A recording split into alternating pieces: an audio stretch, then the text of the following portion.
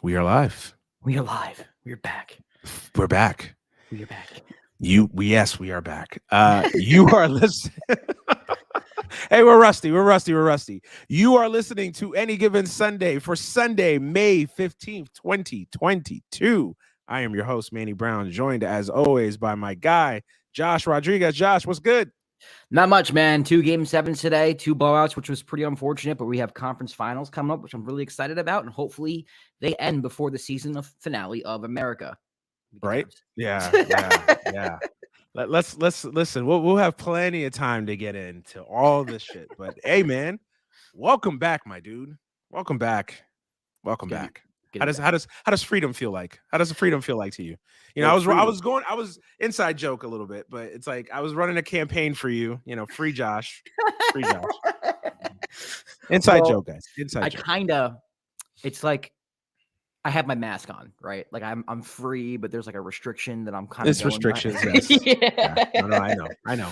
It's like what we're going through now, right? It's like we still got a pandemic, so we're kind of like, but we don't wear masks. It's kind of free, but you know, whatever. No, I get it. Right. No, man. Glad to have you back. And for the folks that have been messaging me and texting me, when's the show coming back? Listen, I didn't anticipate an almost 8-month break, but you know, life happens, man. Between Josh having issues, I won't get into all of that, but Josh having some issues where he couldn't do the show for a while. Myself being, you know, basically homeless and not having a place to live for a few months while I was building my house. Don't judge me, by the way. I just moved into my house like a month ago, so I've got boxes and shit all over the place. So don't judge me if you're looking at my background. But yeah, man, it was just a crazy time these last 8 months. But there were many times where I wanted to start the show back up. Even thought about different co-hosts and stuff, but I'll be honest with you, like, there's nobody like Josh, man. The magic wasn't there, man. It just wasn't. We're back, and not baby. taking anything away from my co-hosts that I had. Like, they're all great. I've done shows with them, so it's nothing against them. But what me and you got, man, the chemistry, the history, like, yeah, it wasn't. It didn't feel right to just be like, oh, this is Any Given Sunday with a substitute. You know what I mean? I got you, man. I feel you. It didn't feel right. I'm happy to be back. This has been my space for therapy. Yeah, tell me about it. So now it's back. Yeah, we haven't been like incognito or off the grid. You know, you do your stuff obviously with the dime and all the stuff you do on your daytime job, and I've got MLB Bro and Dead End Sports, and all the shit that I do. So you know, we've been out there. You can listen to us if you really want to, but we're back officially on Any Given Sunday. So yes, I'm glad. It's been a long 8 months, a lot to talk about that we won't have time sadly to fill in on here. Life stuff. Got a new job, new day job, new house, you know, a lot of stuff, but I'll wrap it up with this saying, I'm glad to be back. That's the most important thing. Glad to be back, man. Yeah, man. And we're back to it. Honestly, like, it feels like not much has changed in the last 8 months. Like, the world is still shit. Matthew Stafford is a Super Bowl champion. That has changed. Matthew, yeah. Listen, touche. Yes, you know, you didn't get your opportunity to gloat on the show. I called it. Yeah, listen, that killed me. More than like, there are events that are like, you know, when you take a long hiatus, like, listen, 8 months in podcasting. Yeah, like, listen, I feel like Kendrick. I feel like Kendrick Lamar right now. It's like, I just dropped an album for the first time in 5 years. Like, I definitely feel like, we missed out on a lot of shit. But the only thing that really killed me was talking football, man. Talking about the Super Bowl, talking about the playoffs.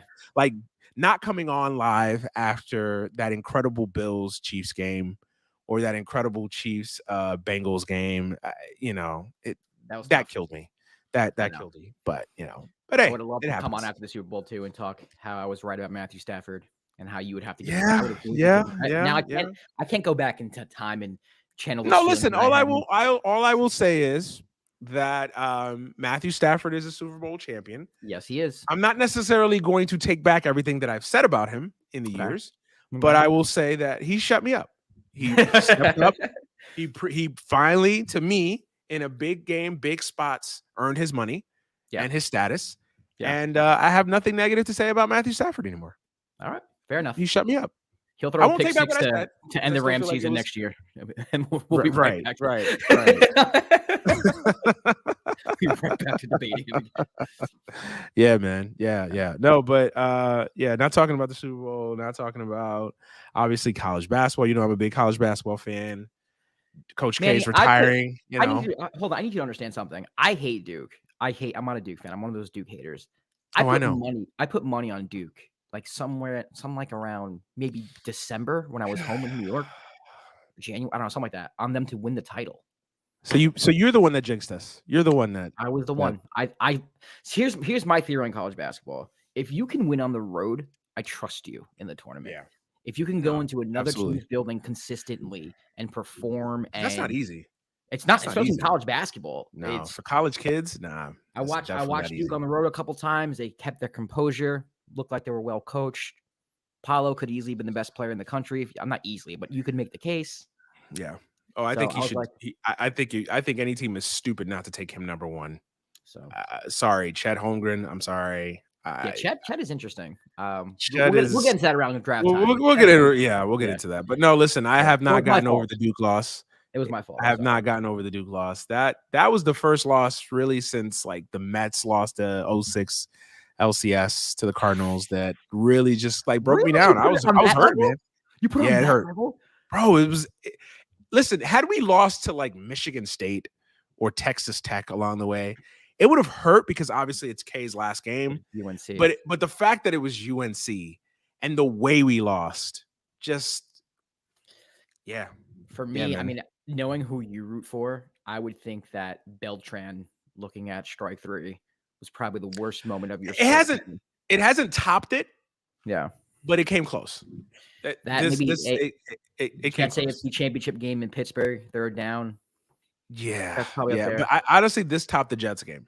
Because again, who we lost to. Again, any other team, it'd be like, whatever. Coach K had a great run, whatever. But it was UNC. Right. And the fact that we lost to them, basically the two biggest games we had against them all year, and we lost. And that shit still stings to this day. And I'll never get over it. I won't get over it. UNC was like this powerhouse either. They were like an 8 seed, weren't they? That's see, you're digging the knife in a little deeper. Sorry. Thanks. Yeah, that's it's like as a Yankee fan losing in 04 to the Red Sox, man. It's like, that they were up. That shit. They were up. Yeah, that literally is how if you're a Yankee fan, I bring up 04, and just how you feel about that is how I feel about this with Duke and UNC. It's like that shit hurt. 04 hurt. 04 hurt. These are my, if I may. 04 Yankee fan. Definitely that one hurt the most from a Yankee fan perspective. 95 Knicks. Patrick Ewing missing the finger roll against the Indiana Pacers. Absolutely. That hurt. And from a Giants fan perspective, I don't know if many people know. I'm not sure how this game lives in infamy, but they lost a game. I think it was 2005 in San Francisco. I don't know if you know that game. They were up like 33. They were up like 20-something points. First round. Kerry Collins game or whatever? No, it was that game? It was the they had a field goal to win it, and it was a botch snap, but they blew like a 23 point. Was that the wild card game or whatever? Yeah. That was that was because that team could have 2, right? What's up? Yeah, something like that. So 02? That team could have went to the Super Bowl. I think that team could have went to the Super Bowl and won it. Yeah. Very underrated Giants team. Hey, listen, man, I get it. I get it, man. Listen, I'm a walking vessel of just heartbreaking losses for your Mets, man. Your Mets look good. Yeah, now we're starting to get injuries though, so that concerns me. Listen, as a Met fan, you're always waiting for that other shoe to drop. So maybe it's. I'm not saying it's dropped, but it's it's coming off slightly, maybe. But I do feel like this year is different. I do feel like this team is different. Even today, we lost the Mariners. We lost our first series of the year. Crazy enough. But that was a game that we were down 8-5 in the ninth inning. We almost came back 8-7, so. When you guys won that game in Philly, was it in Philly when you were down like 7-0? Yep. Yeah. Usually the Mets are the opposite. But even as a Met fan, and I know this is like petty as a Met fan to talk about this, but it's like even on a year where we've gotten off to like a great start, we can't even enjoy it because across town the fucking Yankees are like 25-9 or some shit. Listen, I'm a Yankee fan, but I do not believe in this team. I don't believe in this team too. I think this team is a little bit of a paper tiger. Yeah, absolutely, they are. I think they took advantage of a very, very easy schedule. Now, of course, you can say that about anybody. No, they beat up on the Blue Jays a little bit. I was fine on the Blue Jays. Listen, the Blue Jays, they've won some games against the Blue Jays. They won. Yeah. I think they won the series against the White Sox this weekend. So, they've beaten quote unquote the good teams on paper or whatever. But I don't know. They've played the Rangers and the Orioles and it's the same. It's the same story with the Yankees every year. It's like Judge and Stan are gonna bash the shit out of the ball during the regular season. Now you add Josh Donaldson. You add these. To me, they're still not as balanced as I would like them to be in the order.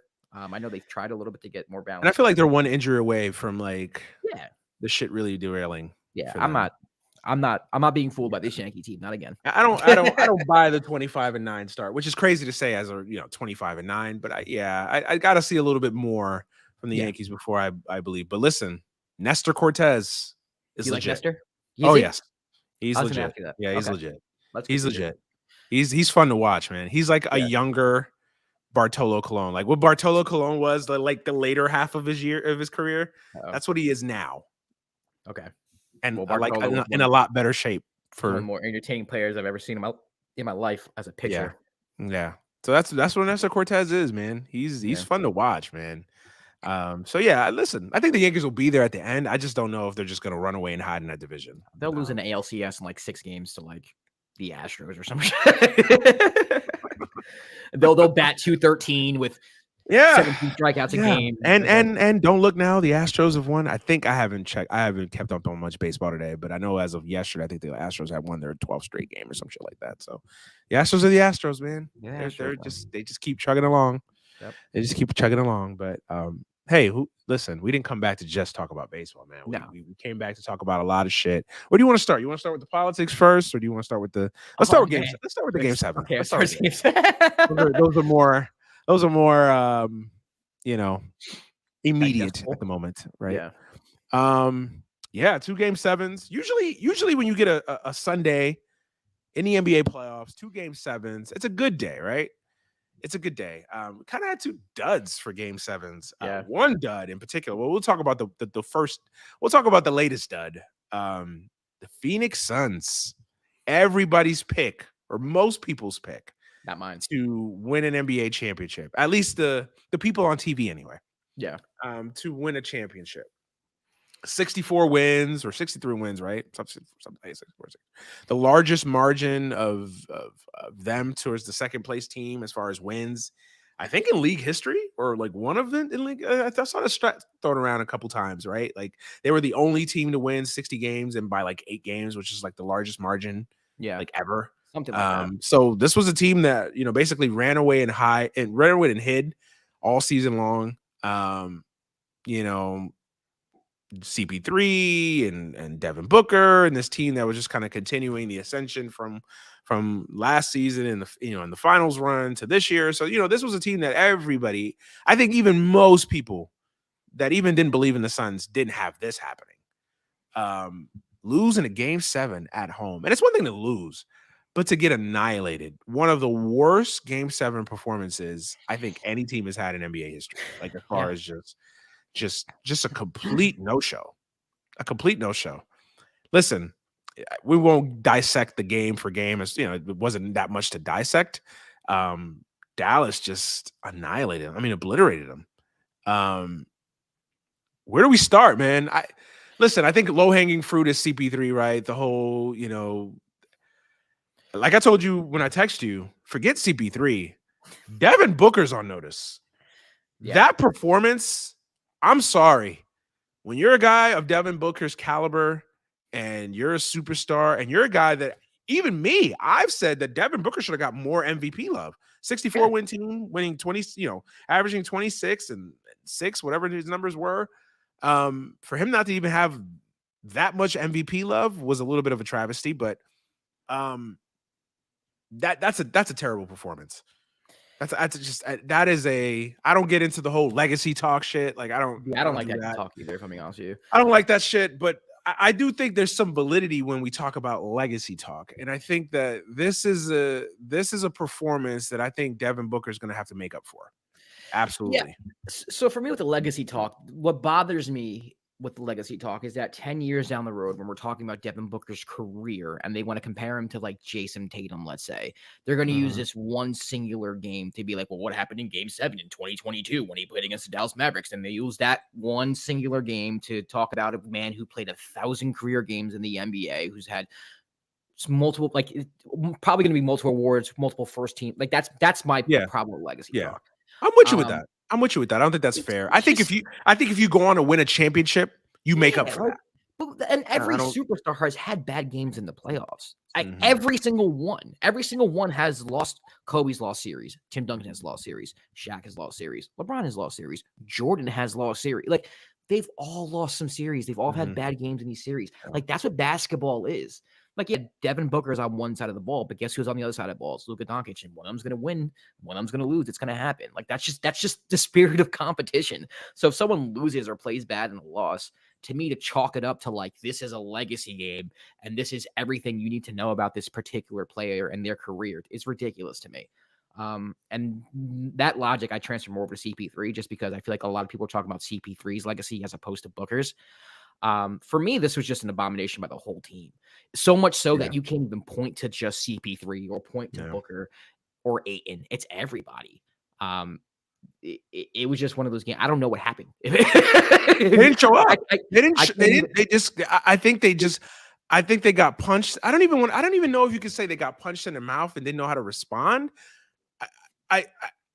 They just didn't show up.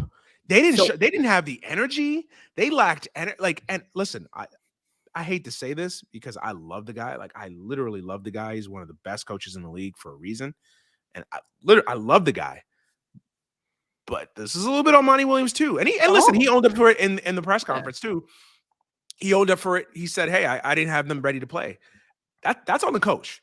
That team was not ready to play. A game 7 at home in your building. You're a 64-win team. Everybody's basically crowning you as basically the Western Conference champions. That's an abomination of a performance. It's interesting because I do think teams do take on certain type of personalities. And I think this Suns team last year did better when they were not expected to win games. But once they became a front runner, that's when they kind of collapsed. Once they went up 2-0 against the Bucks came back 1-4-2. Once everybody was predicting them to win the championship this year, you see what happens. They lose in the Western Conference semifinals. Once the opposite side starts to really put pressure on them as front runners, we've only seen it twice because they've only really been front runners in a competitive series twice. Yeah, that's what has happened to them. That's the only thing I could think of. Maybe the DNA of this team is they're just better coming from behind or being underestimated or underdogs. But once, the pressure's put on, like, hey, you're expected to win this game. I don't know. Maybe that's the DNA of the team. I'm not really sure. I don't know why you wouldn't be able to show up for a game like this. It's a game 7 at home. Maybe there was some sense of like, hey, if we just show up, we're going to beat them. To me, the Suns, even though the Mavs won the series in 7, and you have to say that the Mavs are the better team now because they won the 7-game series. No, the Suns are absolutely the better team. It's not even. To me, like if you have 107-game series, the Suns are going to win 98, 99 of them. Right. I don't think this Mavs team is even close to being a champion. They're a nice team, a nice playoff team, but there's no reason why the Suns should have lost this. To me, this is all about the Suns collapsing and maybe going away from a lot of things that they used to do. They weren't really running the pick and roll as much as they used to or as effectively, and maybe they had something to do with CP3 struggles. I know he had a little bit of an injury. It just came out, and some people believe it, some people don't, because it's very convenient to have an injury come out after your game 7. Yeah. But they weren't running the same type of offenses. Monty wasn't running the same type of offenses. It's confusing. It's really confusing. And I think a lot of it, I won't say a lot of it, but some of it does fall on Monty because you went away from what you did best. And if CP3 is on the court, regardless of if he's injured or not, you still have to run what he does best. Because CP3 is not young anymore. He's not going to break anyone off the dribble. And if you give the ball to Booker in ISO situations, they're just going to load up against him, which is what they did. And hence you had no working offense. And I think that's why Ayton was upset, because they went away from an offense that they ran all year. He's not getting the touches. No, I don't want to hear about DeAndre Ayton. I'm sorry. I don't want to hear about DeAndre Ayton. In his defense, you're not getting the same touches you got all year. You're not running the same motions and the same offense that you got that worked well for you in the first 2 games and that you got all year. It's kind of changed up a little bit. I get it. Of course, you're going to be naturally upset. I get it, but DeAndre Ayton's not that good, and that's the conversation. I disagree. I think Ayton's good. He's okay. He's a nice player. But he's not. Listen, I'm not giving him a max contract. I'm sorry. Yeah, I'm not giving him a. You can find another DeAndre Ayton. You can find a serviceable 7-footer in the NBA. He's better than a serviceable 7-footer. He's better than Mitchell Robinson. He's better. Like, you want to go down a I mean, he's no Jokic. He's no Embiid. I'm not putting him on that level. He's a more athletic black Jonas Valanciunas. Like, let's be real. He's a nice player, but he's not a great center. He's not a great center. Bronus. He's not a great center. We're gonna call him Bronus Valanciunas. Bronus Valanciunas. That's literally what he like. No, let's be honest. Like, yo, let's keep it a buck. That's what we do here. We keep it. No, he's good. Like, I think he's. I'm not saying he's like awful. He shouldn't be in the NBA. He's a good, solid player. But at his peak, he's a third option, a fourth option on a good team. Let's be fair. Second. He's a fourth option on a good team. On a great team, he's a fourth option. Third. He's not a big time player. He just isn't. He's proven it. He'll have his moments. I think he'll have a moment where he'll score 27 and drop 12, 15 rebounds, and then he'll disappear for a series. Like, he'll have moments. He's not a consistent guy. And I think that's, and you talked about it, and everything that you said, I'm not in my head because I agreed with. Right. For the most part. The issue I have is, again, take it away from DNA, because again, I don't know what the explanation is for this game. I don't know what happened. I'm not a coach, and I'm not even going to pretend to be one. They got punched and they didn't punch back. That's what happened. Yeah. If I'm being honest with you. But I think they just got exposed. They're just not that good. I've never bought into the Suns team. I think they're a regular season team. I think they're a team that's built for the regular season. They're built to handle the rigors of an 82-game regular season. But when you have to win however many games in the postseason in from April to June, I think they're a flawed team. Devin Booker's their best player. And then after Devin Booker, there's a huge fall off. Like, CP3 at this point in his career is not a number 2 option. He just isn't. Like, a consistent one anyway. Bridges, I love the guy, but is he a consistent number 2, number 3 option? No. You saw it when Booker struggles, when CP3 struggles. Who is the other guy? Who is the guy that's going to pick up the slack? They don't have a Chris Middleton. They don't have a Jaylen Brown. They don't have that guy that can just step in. They don't have a Klay Thompson. They don't have a guy that when you need a bucket and your star is either injured or not playing well or in foul trouble, that can get you home. They're kind of a system-oriented team, a cast of character team that, that's fine, and that's enough at certain points. But I think that when you really get into the deep end of the pool and you're in a situation where you're in a dogfight with a team, I feel like they got exposed. And listen, we all know that they're the quote-unquote better team. But my theory is when you have the best player on the court, and the Mavericks have the best player on the court, without a doubt. Luka Doncic, when he steps on that court, he is the best player on the court by far. You have a chance every single time. Yeah, and sure. You have a chance, and the Mavericks showed that. And this is and listen, I brought up the whole Booker thing. I don't mean it as far as legacy, because look, if he goes out next year, he wins an MVP, and the Suns win a championship, I'm not going to bring up this game to somehow. Well, you won't degrade Devin Booker. I'm not, right? You won't. But I think that this is a game that I think Devin Booker has a lot of explaining to do. This is a guy that talked a lot of shit. Yeah, he talked a lot of shit, to Luka, and you play the game as far as trash talking and shit talking or whatever. Yeah, he has a lot of explaining to do to Suns fans, and yeah, he has a lot of making up to do next. Yes, I agree with that for sure. That's what I mean. I feel like that if I'm a Suns fan, I'm like, yo, I need some answers here, because this was just not a performance that a guy that's a max contract guy, a guy that's a superstar, quote unquote, face of the franchise type of thing. This is in your building, Game 7, and you put up this type of performance. I'm sorry. I need some explanations. That's all I'm saying. I need some explanations. And with Chris Paul, man, I mean, what can you say? It's low hanging fruit at this point. It really is. Is Justin okay? Should we check on Justin? Yeah, I listen. I put that in the thread. I'm like, yo, has anybody heard of Justin? Like, yo, this is like, I'm about to text him just to be petty, because that's just the type of person I am. I'm sorry. I'm a really good friend, but when it comes to sports, I'm petty. I'm sorry.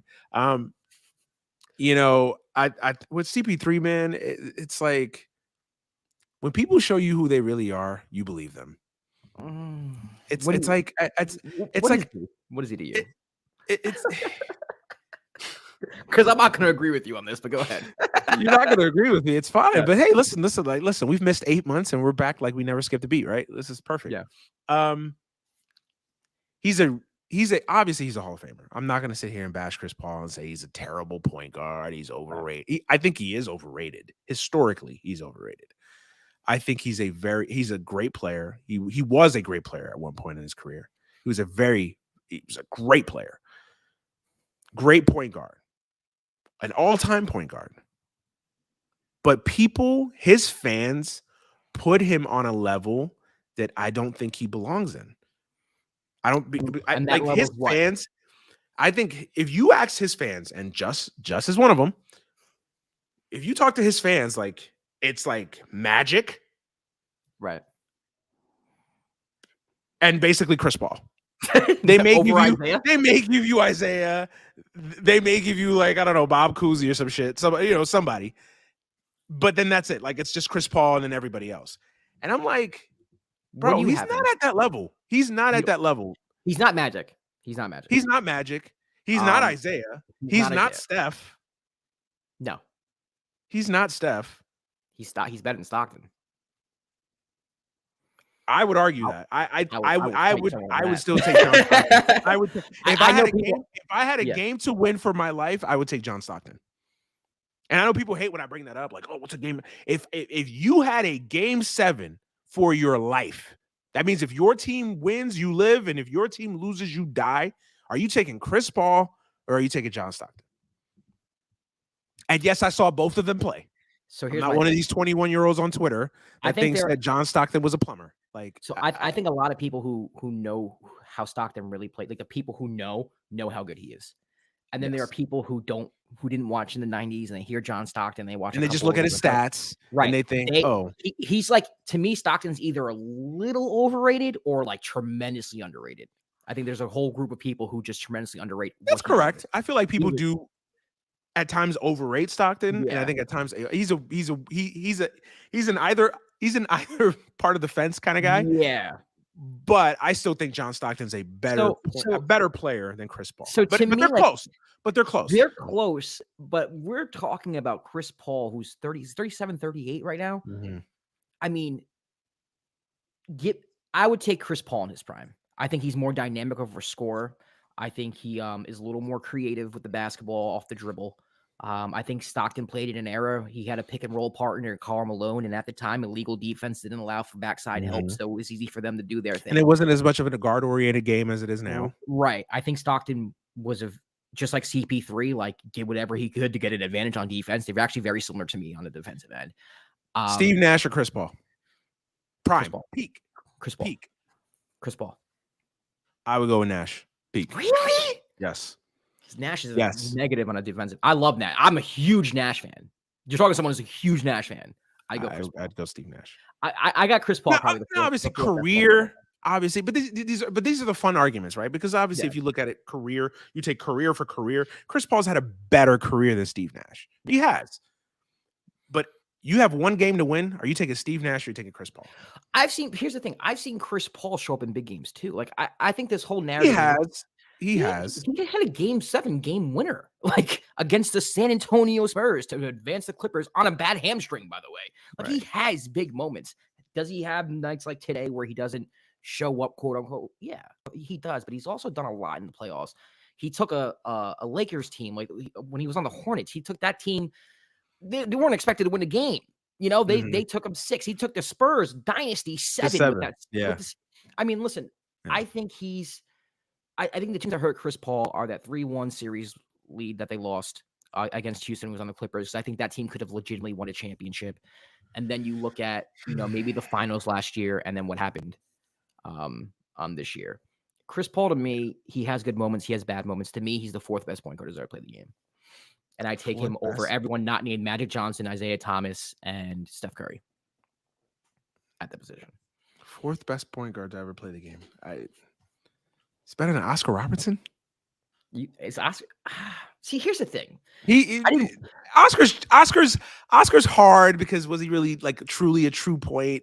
Right. I get it. Also, this is the reason why I don't like doing these conversations because I'm not going to sit here and be like, yeah, he's better than Oscar Robinson. I didn't fucking watch Oscar Robinson play like that. I've seen highlights of him, but like for me to be like, well, maybe I'll rethink that. I don't know, dude. So I'll refresh it and say Chris Paul is the 4th best point guard that I've ever watched and have been able to watch film and dissect his game. True. I respect it. I'm with you with the whole if you didn't see a guy play, but there's just certain guys like listen, I never saw Babe Ruth play, but I'm not going to sit here and tell you Albert Pujols is better than Babe Ruth. I'm just not. Statistics speak for themselves. There's just certain guys that are like, okay, next question. Yeah, and I think a lot of this is subjective, man. It's very subjective. It's very subjective. It's so subjective. I mean, it's objective. It's an objective truth that Chris Paul is a better point guard than Frank Ntilikina. But then when you get to like the best of the best, it becomes subjective because there's such a small margin that separates all of them. Absolutely. No, I get it. I just feel like there's things that make people not like Chris Paul. I think some of his antics. I think his fans. I think his fans are like. And you can say that about any player that have quote unquote stands. I get it. But I feel like I think his fans sometimes are just a little too like they put him on a pedestal. And it's like, let's be fair. A guy that has not won a championship. And it's like, and for all the good moments he's had in the playoffs, he's had some epic failures and epic collapses. And the other thing too is like he's been hurt in the most inopportune times. And part of greatness is your availability. Like you have to play. Like you look at when he was with the Rockets, man, like against the KD Golden State Warriors, that era, arguably, now everyone's gonna say 96, whatever, but like probably the second best team we've ever seen put together. You can make that case, yeah. 3-2, Chris Paul hamstring away from winning an NBA championship.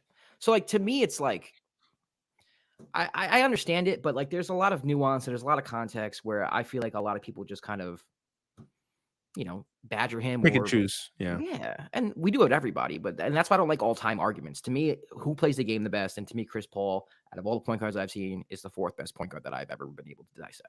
And listen, I disagree, but I'm not going to like sit here and go back and forth on a debate with it because it's like, again, it's all subjective. Like I can sit here and make the case that somebody else is, you know what I mean? You can make the case for Stockton for sure.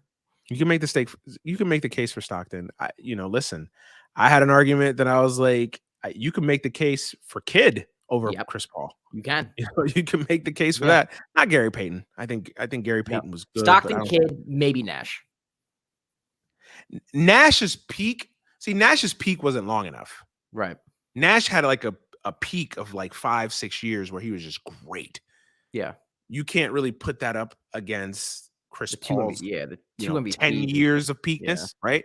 But you could argue for one game Steve Nash over Chris Paul. You could argue that because you get a level because Steve Nash's creativity and offense. Who's coaching? Is D'Antoni coaching Nash? I'm serious. I see what you did there. Okay, let's not act like Steve Nash wasn't that dude in Dallas either. He was that dude. He wasn't Chris Paul level that dude, but he was that dude for a little bit. Yeah. He was that dude in Dallas as well. But listen, no, I hate. It's weird because I used to love Chris Paul, and then I've become almost anti-Chris Paul. But I feel like his fans have made me more anti-Chris Paul than I get that. And he's not an easy person to root for. No, he's not. A lot of the antics and the the little. It's like, come on, stop. And listen, I'll never take anything away from him. He's had a hell of a career, and he's definitely a top 10 point guard in NBA history. Like it's not even an argument. You can slot him anywhere, but he's definitely in that discussion. He deserves to be in that discussion. But I just feel like his fans sometimes are not rational and fairly critiquing and assessing his greatness. It's the same with everything, though. Yeah, Russell Westbrook, bro. Russell Westbrook is the worst fans I think I've ever like. LeBron fans, I work for Westbrook. LeBron, crying out loud. Yeah. I love LeBron, and LeBron fans are annoying as hell.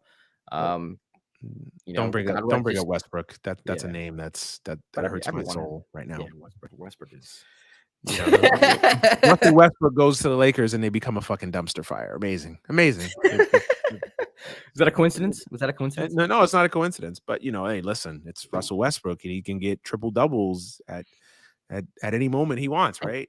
He dunks the ball really hard, man. He dunks really hard, and he's a rolling crip or 60s crip or whatever. He's 20, and 20, and whenever he wants to, he's wonderful, right? Yeah, nah. Listen, we'll move on from the CP3 discussion, but listen, I think. Is this all on CP3? No, it's not. I think it's just on this Suns organization as a whole. I think the whole organization has to wear this loss. Yeah, because again, when you come out and have a performance like that, again, this isn't on the road. This isn't a team that, barely snuck into the playoffs. This is a team that was the best quote unquote team in the NBA, won 60 games by the largest or second largest, whatever that stat is, in NBA history. And for you to show up, and it's one thing to lose a game 7 at home, whatever, but to basically get annihilated, to not even compete.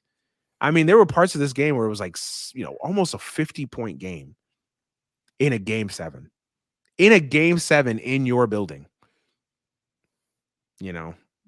Home fans booing.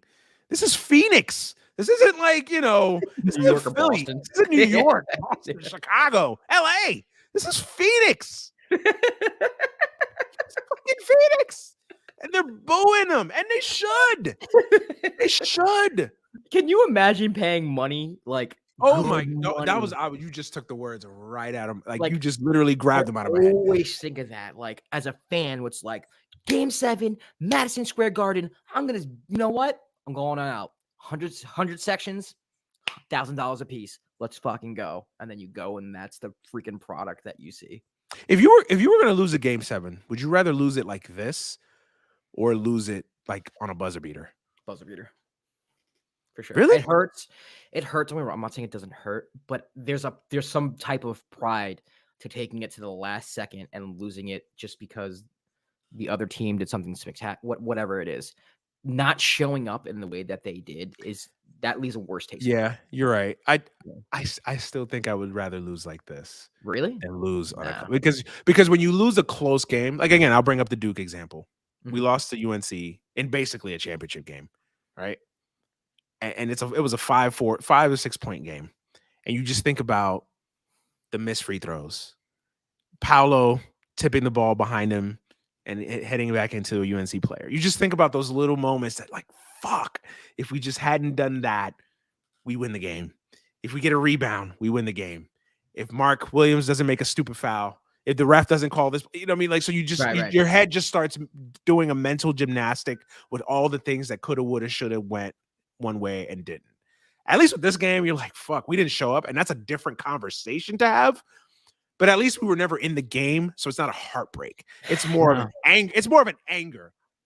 I'd rather be angry than heartbroken. To me, it's almost like, would you rather be in a relationship that was loveless, or would you rather like really be in love and at the end it just really breaks your heart? Damn. Yeah.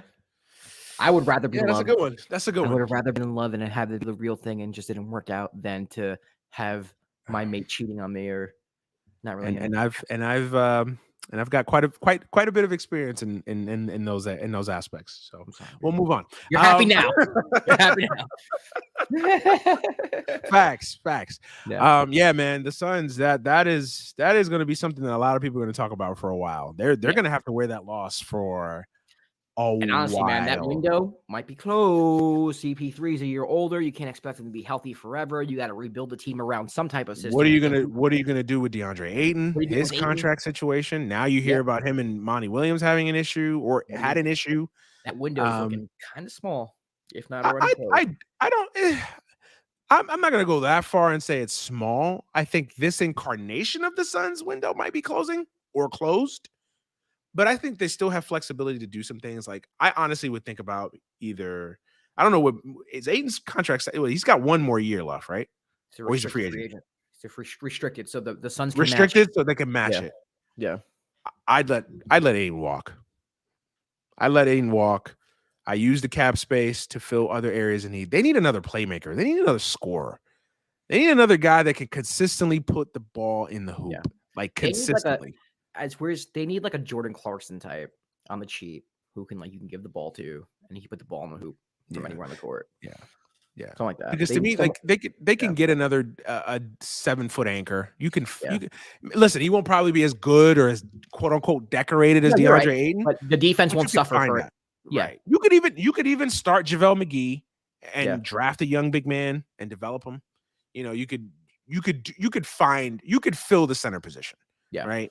I would like to see them get another scorer, maybe another low post scorer, because I feel like that's another thing that they lack too, is just a true low post bucket this getter. Is where we might disagree. I think Ayton can be that guy, but that's not the. He's not consistent enough. Now you could say he's not consistent enough because he doesn't get enough touches, and he's not in an offense that he's the central focus. You could say that. Yeah, I disagree with that. I think DeAndre Ayton is what he is. He's a good 7-footer. He's a good center. but he's not, he's like a better Eric Dampier. Stop it. He's a better Eric Dampier. He's a more consistent, more reliable Eric Dampier. I like Bronis Valanciunas. I like that. Okay, I like that. I do like that. I like Bronis Valanciunas, but he's a guy. He's a big man. Like, to me, I think that with big men, is he just another guy, or is he a legitimate big man? Like, he's not Embiid, he's not Jokic. He's not those guys. Obviously, yeah. He's a Valanciunas type, a good player on a great team. He's a third, fourth option. Second, third. Come on, man. Man, you stop. You're disrespecting. I'm maybe listen, maybe I'm still down on him because he got worked in the finals last year. But hey, listen, Giannis had an all-time final, so what can you say? But yeah, I'm not the biggest DeAndre Ayton fan. I'm sorry. Obviously, that's clear here from this conversation. I can tell. But yeah, I think if I was the Suns, I would let him walk. If I was James Jones, I would let him walk. I would use that money and that flexibility to fill a couple positions of need. You could start JaVale McGee, maybe draft a young big man, or find a big man on the cheap and have a center rotation with McGee and somebody else. I wouldn't even mind McGee and Bismack for a year or two, and again, use those assets somewhere else. Maybe getting another playmaker in the backcourt, a backup point guard like a Jordan Clarkson type, just a microwave off the bench that can score, because Campaign is just not that guy, right? Or at least consistently, he's not that guy. I mean, he doesn't have to be. The Campaign could still be Campaign, but a guard or a wing. But the problem with the Campaign is that you have a 37, soon to be, in a year, going to be 38-year-old Chris Paul. So you're going to need to supplement what you don't get out of Chris Paul at this advanced age with a guy of that caliber, and Campaign is just not that guy. Right. Now if Chris Paul was in his prime 10 years ago, yeah, Campaign's fine, right? But now it's like he doesn't. The difference between them, it's crazy to say because it's like Chris Paul and Campaign, but the difference between them, minus the peaks and the valleys, is not that. So. Yeah, I think. Listen, I think this is an offseason. A lot of questions for the Suns. I think they lived the charm life for 2 years. And listen, you're talking to a guy that still feels like AD doesn't get hurt. I think the Suns don't even make it to the finals last year. I agree. Now you can play that game with the Bucks, and you can play that game with a lot of teams. I get it. That's why a lot of people weren't high on them going into the year. I mean, in a way, they still kind of shocked people and were underdogs going into the year, even though they went to the finals last year, because people wanted to see it again. Yeah, people wanted to see it again. And I was one of them. If I'm being honest, I was one of them too. I was one of them too. I didn't believe in them. So yeah, it's gonna be an interesting offseason for the Suns for sure. Yeah. Let's move on to the other Game 7 dud. This one surprised me. I kind of saw the Suns Dallas being a blowout, just in another direction, but I thought this was going to be a war. I thought this was going to be right down to the last possession, and I just think the Bucks just ran out of gas on this one. You could just kind of see it. They just you know how you could just tell when a team's just mentally and physically just drained. I think that's the excuse I'll give for the Bucks. I think they were just mentally and physically drained. And I think that for the first time in this postseason, Game 6 and Game 7, they missed Middleton. I think the Middleton injury came back to bite them the last 2 games of their season. Because I think in Game 6 on Friday night, when that game was there to be won, they could have used somebody like Middleton. And then tonight, when Giannis doesn't have it, or Giannis is struggling, because when you see Giannis miss easy bunnies, like literally 4 or 5 possessions in a row, you could just tell that man is just mentally and physically just gassed. Yeah. You could have used another guy, another scorer, another go-to guy, and they just didn't have it. And, when you're relying on Grayson Allen and, Pat Connaughton, Wes Matthews, by the way. Yeah, good players and good solid players, and not nothing to bash them. But when you put them in those high leverage roles, they're just not going to deliver, or at least not deliver the way you think. So, yeah, I don't know what else to really say. Listen, congrats to Boston. Their second half turnaround has been astonishing. Because I proudly say that I'm one of those guys that I scoffed at the fact that they should have torn up Tatum and Brown. I always knew that duo can work. I believed in it.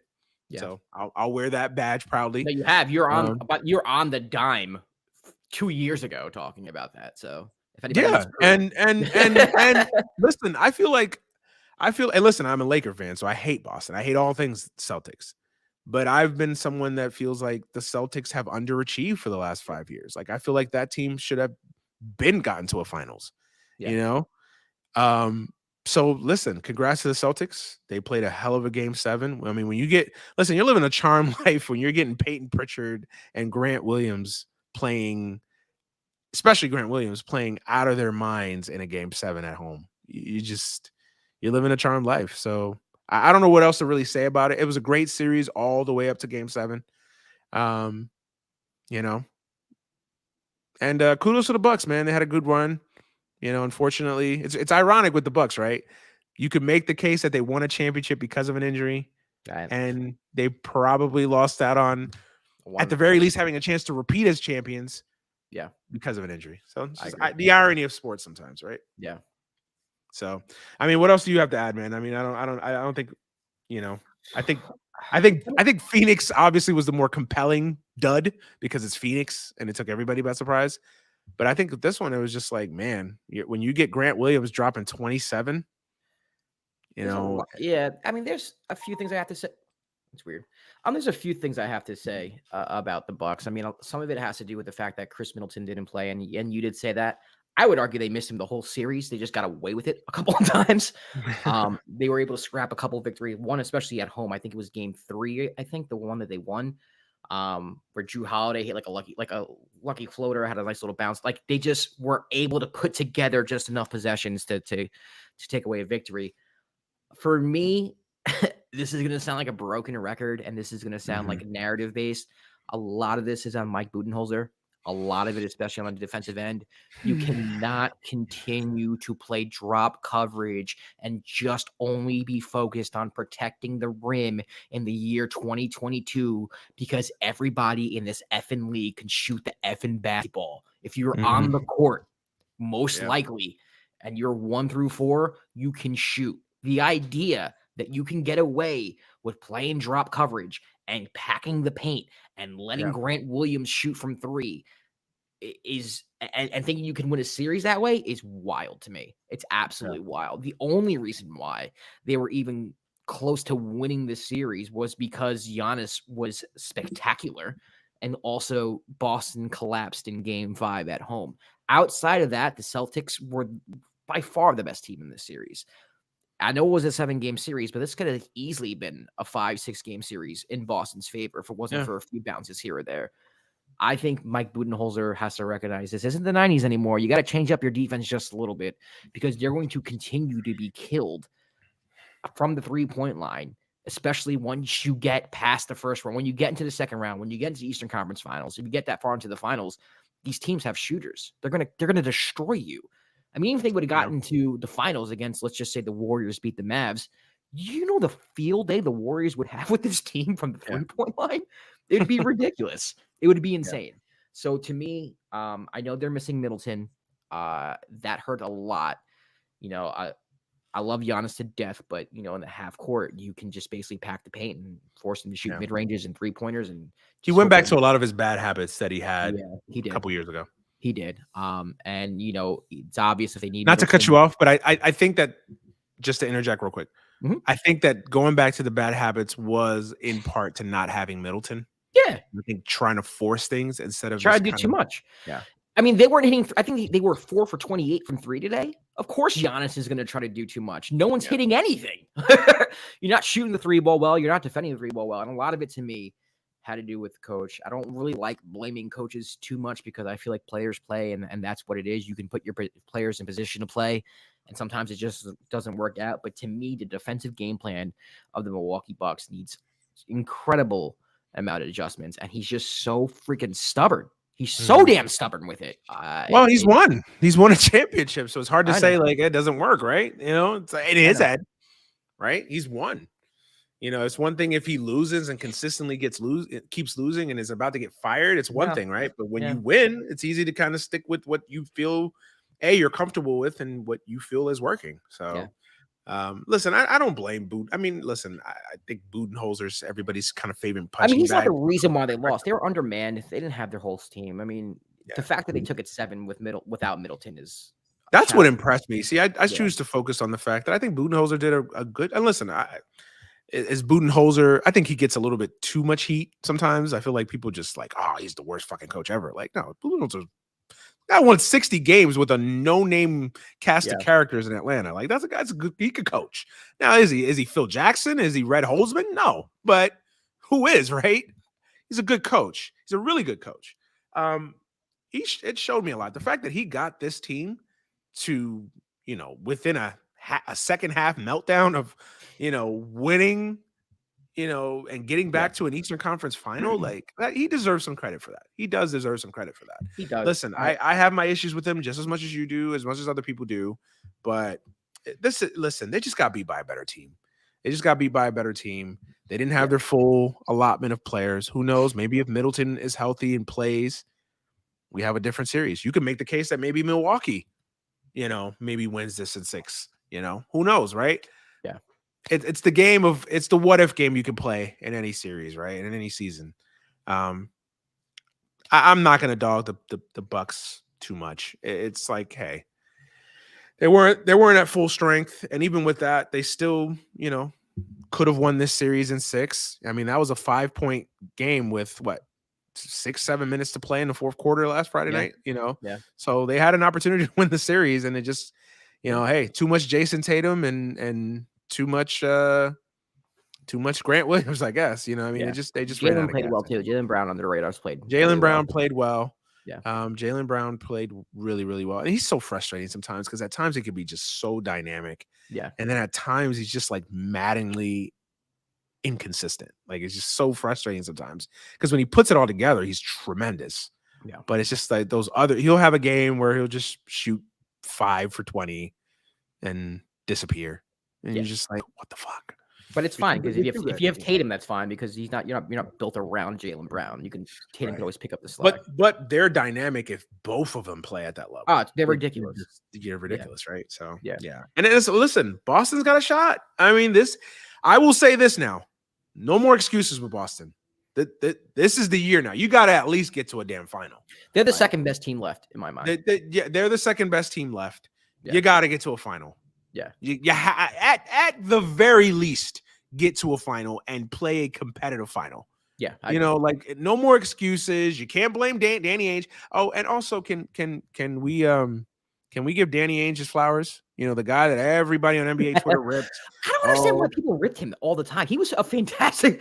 He's a fucking great GM. Yeah, I mean, one of the best. You can make the case that Danny Ainge is one of the best GMs in NBA history. I've never understood. He doesn't have the titles necessarily. Yeah, I never. Yeah, from the 08 Celtics on, like the man has done nothing but to put contender after contender after contender, recycling through stars and eras. The Nets trade will go down in infamy as a all-time fleece job. Like they're still reaping the benefits of that trade. The man, he literally went from the 08 Celtics era to a Kyrie era to a Tatum era without missing the fucking playoffs and being competitive. Missed the playoffs like 1 year. It's something like that. But like they've been competitive or like contenders to win the East every year since 08. Wow. This is I don't understand. The guy wins most trades that he's involved in. I mean, the guy stole Jason Tatum. Literally a transcendent, talent. He stole him with the third pick. Yeah. It's. I mean, listen. I mean, even the Kyrie thing when Kyrie was playing he got rid of him at the right time. Like everything. Listen, and he made the big move when he needed to. He went and got Kyrie. It didn't work out, but hey, it happens. Not every team. That team got off to a hot start with Kyrie's first year, and then made the Eastern Conference Finals in large part because of the seeding that Kyrie helped him get. Exactly. So listen, it happens. Not every GM is perfect. Even Belichick, for all his greatness, he has duds. It's like, oh yeah. No GM is perfect, right? So listen, Danny Ainge is good in my book. I don't understand why so many fans shit on Danny Ainge. Like Boston fans, I know, just like, oh fuck Danny Ainge. Like what? Well, it's like the same. Boston he built this team. They're very similar to Laker fans in the sense that y'all have won so much that you expect to win every freaking year. So if it's true, I mean, and listen, when you're a franchise on that level, that is the focus, right? Like and that's how it should be. That's how it should be. But you also have to be rational too. Like, Jesus, like, I mean, just shitting on the guy when the guy literally has done nothing but bat, 300, 320 for most of his career as a GM. It's a little much, but yeah. And listen, give Boston credit. Brad Stevens, he's turned out to be a hell of a GM, a hell of an executive. The Udoka pick as a coach. Shout out to Udoka, man. Yeah, shout out to him. What were dead in January. This is, and we're talking January too, like right before the All-Star break, when you're just kind of deciding, all right, you know what, maybe this isn't our year. They were like the 11th seed. They were not even in the playoff. I mean, for them to not only get themselves into the playoffs, but as the 2 seed with home court advantage and not panic, because other teams, other franchises would have panicked, broken it up, made a stupid move. Traded Jaylen Brown for pennies on the dollar, and I say this on a dime my past couple episodes, but I was at the game when RJ Barrett hit a buzzer beater against the Celtics, and I remember looking at the standings. Oh man, the Knicks are a game and a half in front of the Boston Celtics in January. We're a little bit on a roll here. If you would have told me that day that there would be one team to go to the Eastern Conference Finals because they are riding momentum into I would have thought it was the Knicks. Yeah, well, we know how that went down. But it is what it is.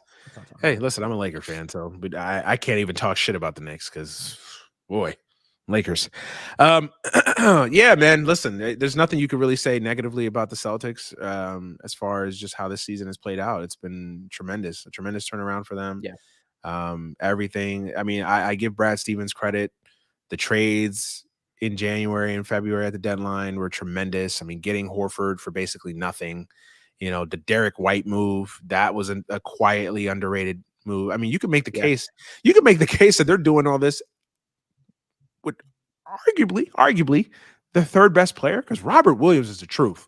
And they're doing all this without who could be probably their third or fourth, depending. Marcus Smart is probably the third best player. But and you could at least have a discussion that Robert Williams, if not their third best player, probably their most important player or one of their most important players. To me, he's one of the best young centers in the league. I mean, exactly. That's how much I feel about that guy. Yeah, defensively, oh my God.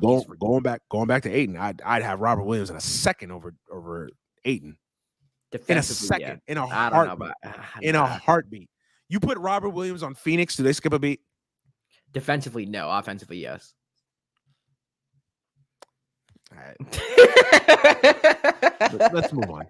Okay, let's move on. Yeah, man. I mean, listen, I don't know what else to really say about. Well, here's this. What do the Bucks have to do next year? Nothing. More shooters. I do think that they. You bring back Connaughton, maybe you add a 3-and-D here and there. I think that their roster is small moves. Yeah, nothing crazy. Maybe add a rim protector.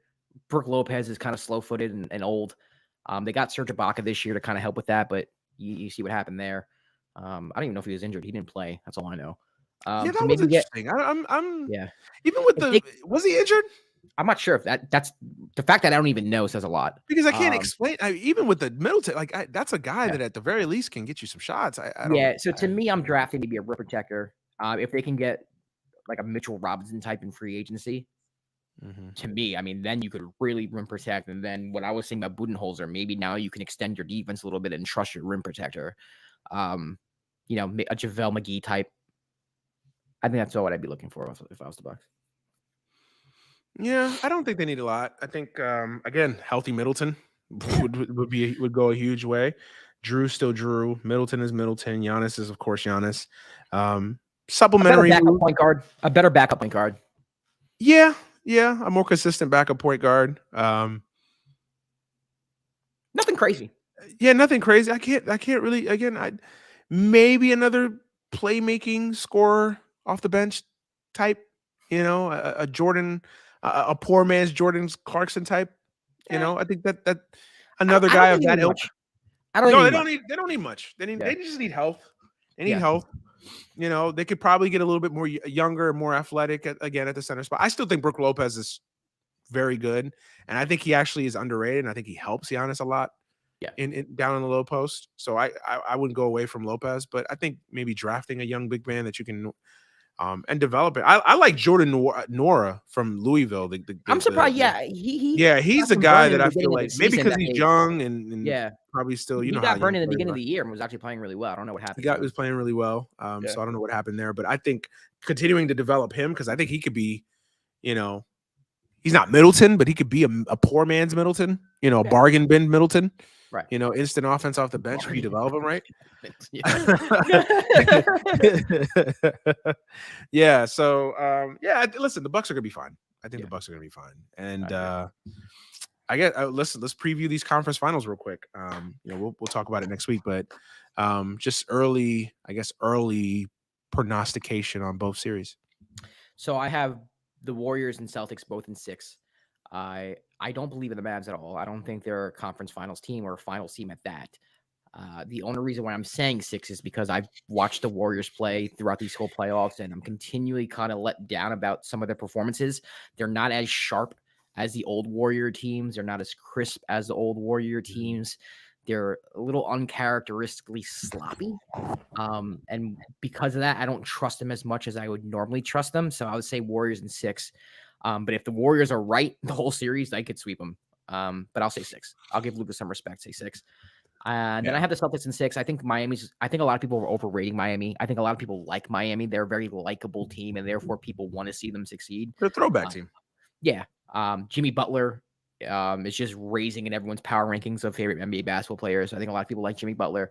But to me, in the half court, especially against Boston's defense, I can't see them mustering up enough offense to beat the Celtics 4 out of 7 times. You might be able to do it once or twice in Miami. Jimmy might have a nice night here and there. Tyler Hero might go off from 3 here or there. But at the end of the day, I'm taking my chances with Smart, Brown, and Tatum in the half court, and Grant Williams in the half court versus whatever Miami throws in the half court when the game slows down, which I expect this to be. The only way Miami wins this series to me is if they speed the game up.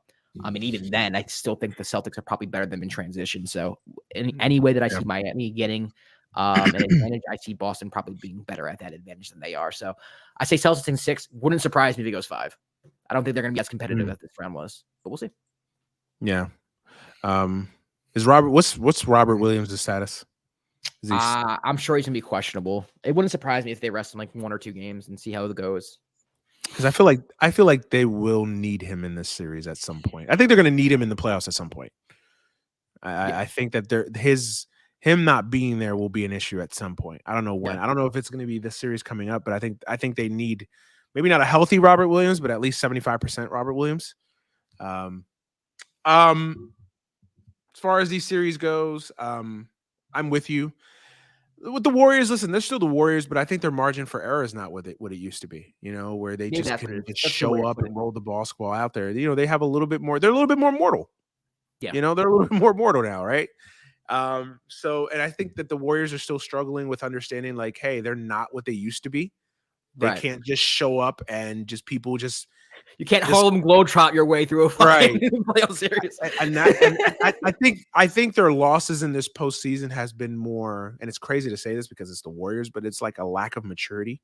And what I mean by that is like the maturity to understand, like, hey, we're not what we used to be, so we can't fuck around. We can't just show up and think that teams are just going to lay down like we used to, where we could just overwhelm teams. We got to be crisp. We got to be on top of everything. We got to be, the fancy dipsy-do passes. That shit's got to stop. This isn't them getting blown out in anymore. Game 5 might be the best thing that's ever happened to them this year. Yeah, could be. Your ass kicked. Could be. Yeah, that might by have been a depleted team. Yeah, that where you just weren't even competitive.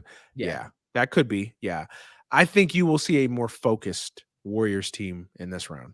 Okay. And to be fair, I think the whole Kerr getting sick randomly, I think the Warriors are also a team that they're such a creature of habit. And I think that anything that kind of throws anything off with them, they kind of get a little flustered there. And you could just kind of see that. But having Kerr fully healthy, I would expect by Wednesday night, I think they're going to be a lot more focused in this round. I think I'm only going 5 because this is how much respect I have for Luka. I think Luka's good enough to at the very least get you 1 game. Just his sheer greatness, but I'm going Warriors in 5. I don't think this is. I think the Mavs have won their championship for this year. I agree. I think beating Phoenix the way that they did, I could see Phoenix coming out a little flat the first 2 games. Yeah. So, I put 6 just because of my lack of trust, but my heart is saying 5. I think Warriors in 5. I think Okay. Warriors in 5. I think you'll see a much better Warriors team this round. Yeah. Because even last round they were focused. They didn't lose. They really didn't take their foot off the gas until Morant got hurt. Right. And that's where you kind of felt like their focus got a little bit off kilter. And then the Kerr thing, that kind of threw them off. But yeah, I think you'll see a better version of the Warriors this round. And then as far as the Eastern Conference Finals, man, I've got Celtics in 4. Yeah. I've got Celtics in 4. You don't think the Listen, Heat are with winning that all game? due respect to the Heat, they're a nice story, nice solid team. Eric Spoelstra's a good coach. I almost hate doing this because I think Spoelstra can match up wits with Udoka from a coaching perspective, obviously. And listen, Miami's tough. They're physical. They're just a hungry team. They're a throwback team. That's why I think a lot of people kind of have a love for Miami because they're really in an age of new school.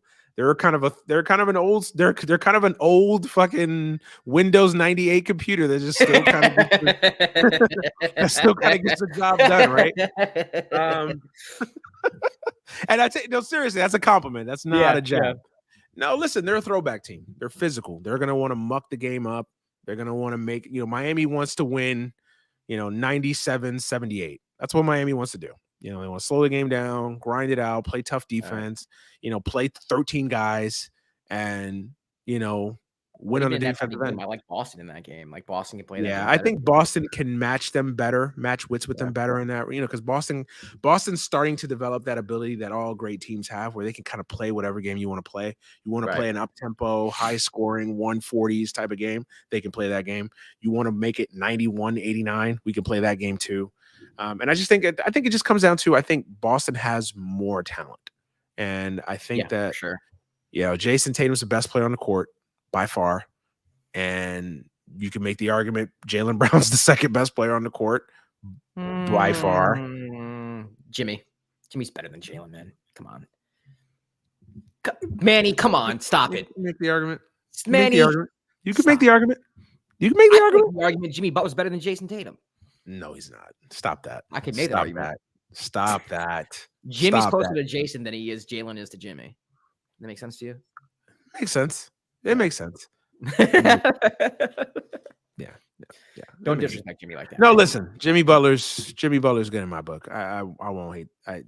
He's a guy that I feel like he gets overrated and underrated at the same time. It goes in waves. It's weird with him. Yeah. Like he's everything. He doesn't have the talent that PG has, but he has the heart and the fire that PG lacks. And the game.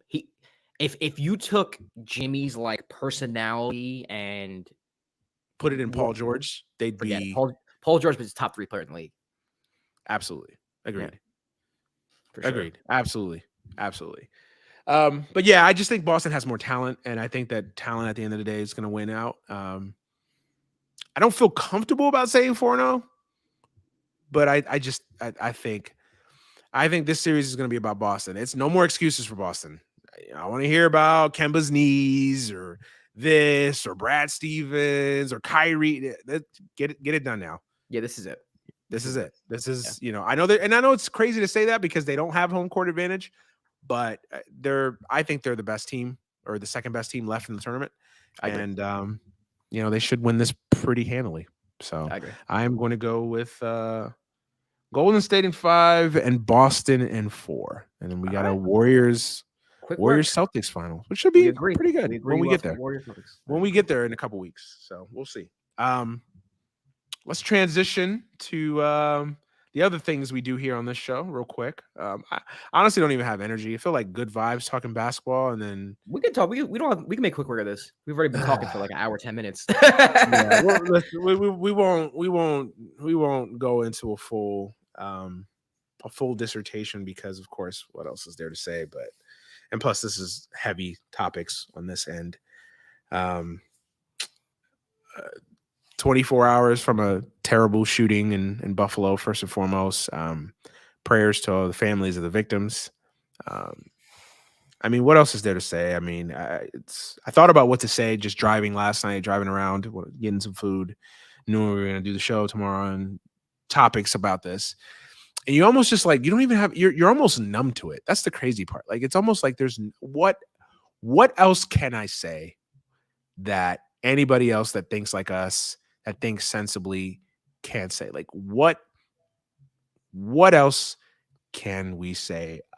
And I started thinking about it. It's like, it's funny how the shift, the blame game is shifting now, like on both sides, right? Like Democrats are no longer even like using gun reform as the central core problem here. Now it's become social media. Like social media is the evil of all evils. Social media is the problem, right? Social media is this, social media is that, social media, social media, social media, social media. And like, I feel like there's a conversation to be had about social media and their role in our society and social media companies and how much culpability they have in these events, not just this, but other situations.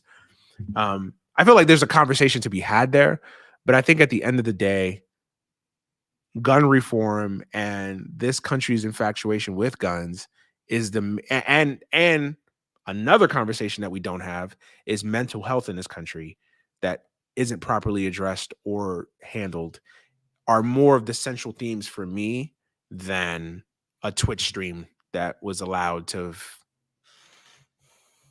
have had with someone murdering people, you know what I mean?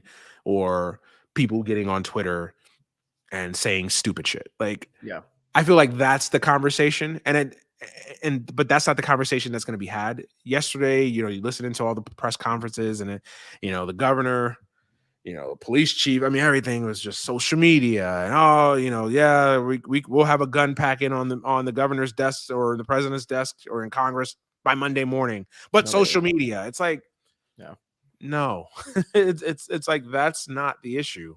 It's one of the issues, but I would say it's like fifth down the line. Like, I feel like there's more pressing issues. Like, I feel like racism, obviously this was a hate crime. It was racial targeting.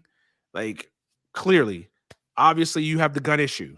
Mental health that does not get covered or doesn't get the attention that it should in these situations. And it's so frustrating because I feel like that's the central issue that we lack. And a lot of this is just, there is a huge mental health crisis in this country and it completely goes ignored and unaddressed, and it needs to stop. And we really need to start addressing it when we talk about these situations.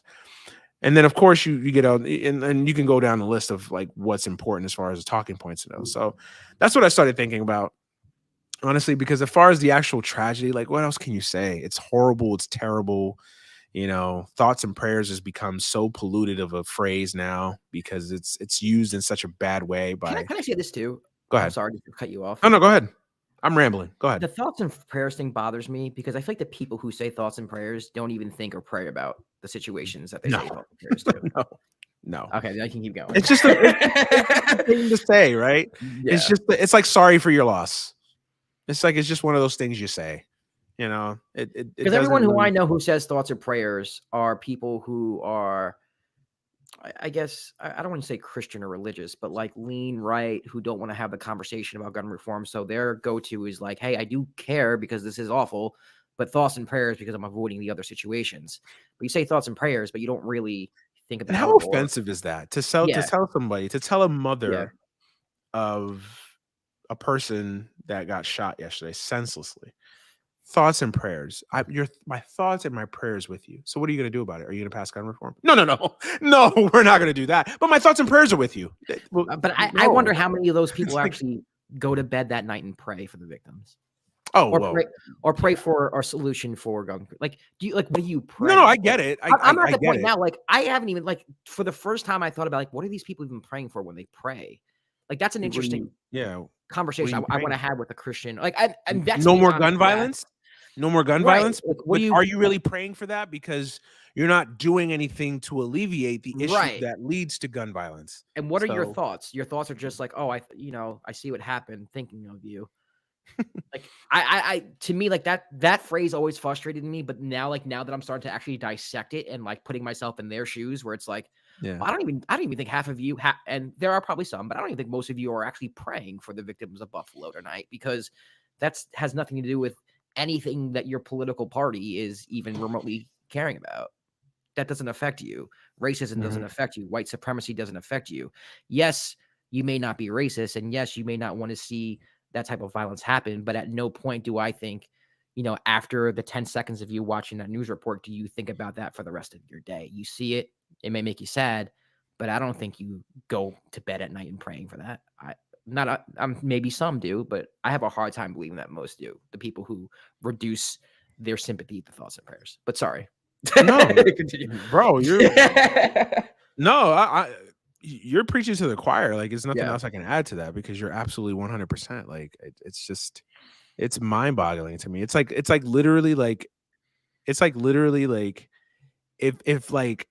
everybody in the country, 330 million people, started buying Teslas, right? And Teslas were just going bad at an alarming rate. Like, literally, people are driving it down the road and crashing, killing people left and right. Right. And the solution is like, hey, let's halt the production of Tesla. Let's investigate what's going on. No, we can't do that. It's a car company. It's business. It's the American way. What do you mean? Just stop in production of this like a popular 1930s American. bootlegger. It's like it's not a great analogy, but it's like, but what I'm saying is, like, if this one thing or the culture around this one thing is causing people to die, and we can't even have a conversation of like, hey, we need to address like why people are dying because of this one act, or the culture of this act, or the culture that is surrounded by this. Like, you know what I mean? Like, we need to talk about that. Yeah. And actually have a conversation about it, and not just like yo, and I feel like we say this every other fucking time, so I hate saying it. Not everybody that owns a gun is going to go out and shoot 45 people or 20 It's important people, to make that disclaimer. It is, because I get that. I now own a gun. Yeah. So I'm not going to be here a phony and say that, oh yeah, all guns should never. But I do feel like we need to have a conversation about the type of people that are going and buying guns. Right. How easily accessible buying a gun is. It is easier for me to buy a gun in this country than to buy a house. That's wild. Like, and yes, I know people are getting in the comments and say, well, a house is this and a gun is that. They're not the same. But just think for a second. It is easier for me to purchase a gun, a weapon, depending on what gun, a weapon of mass destruction.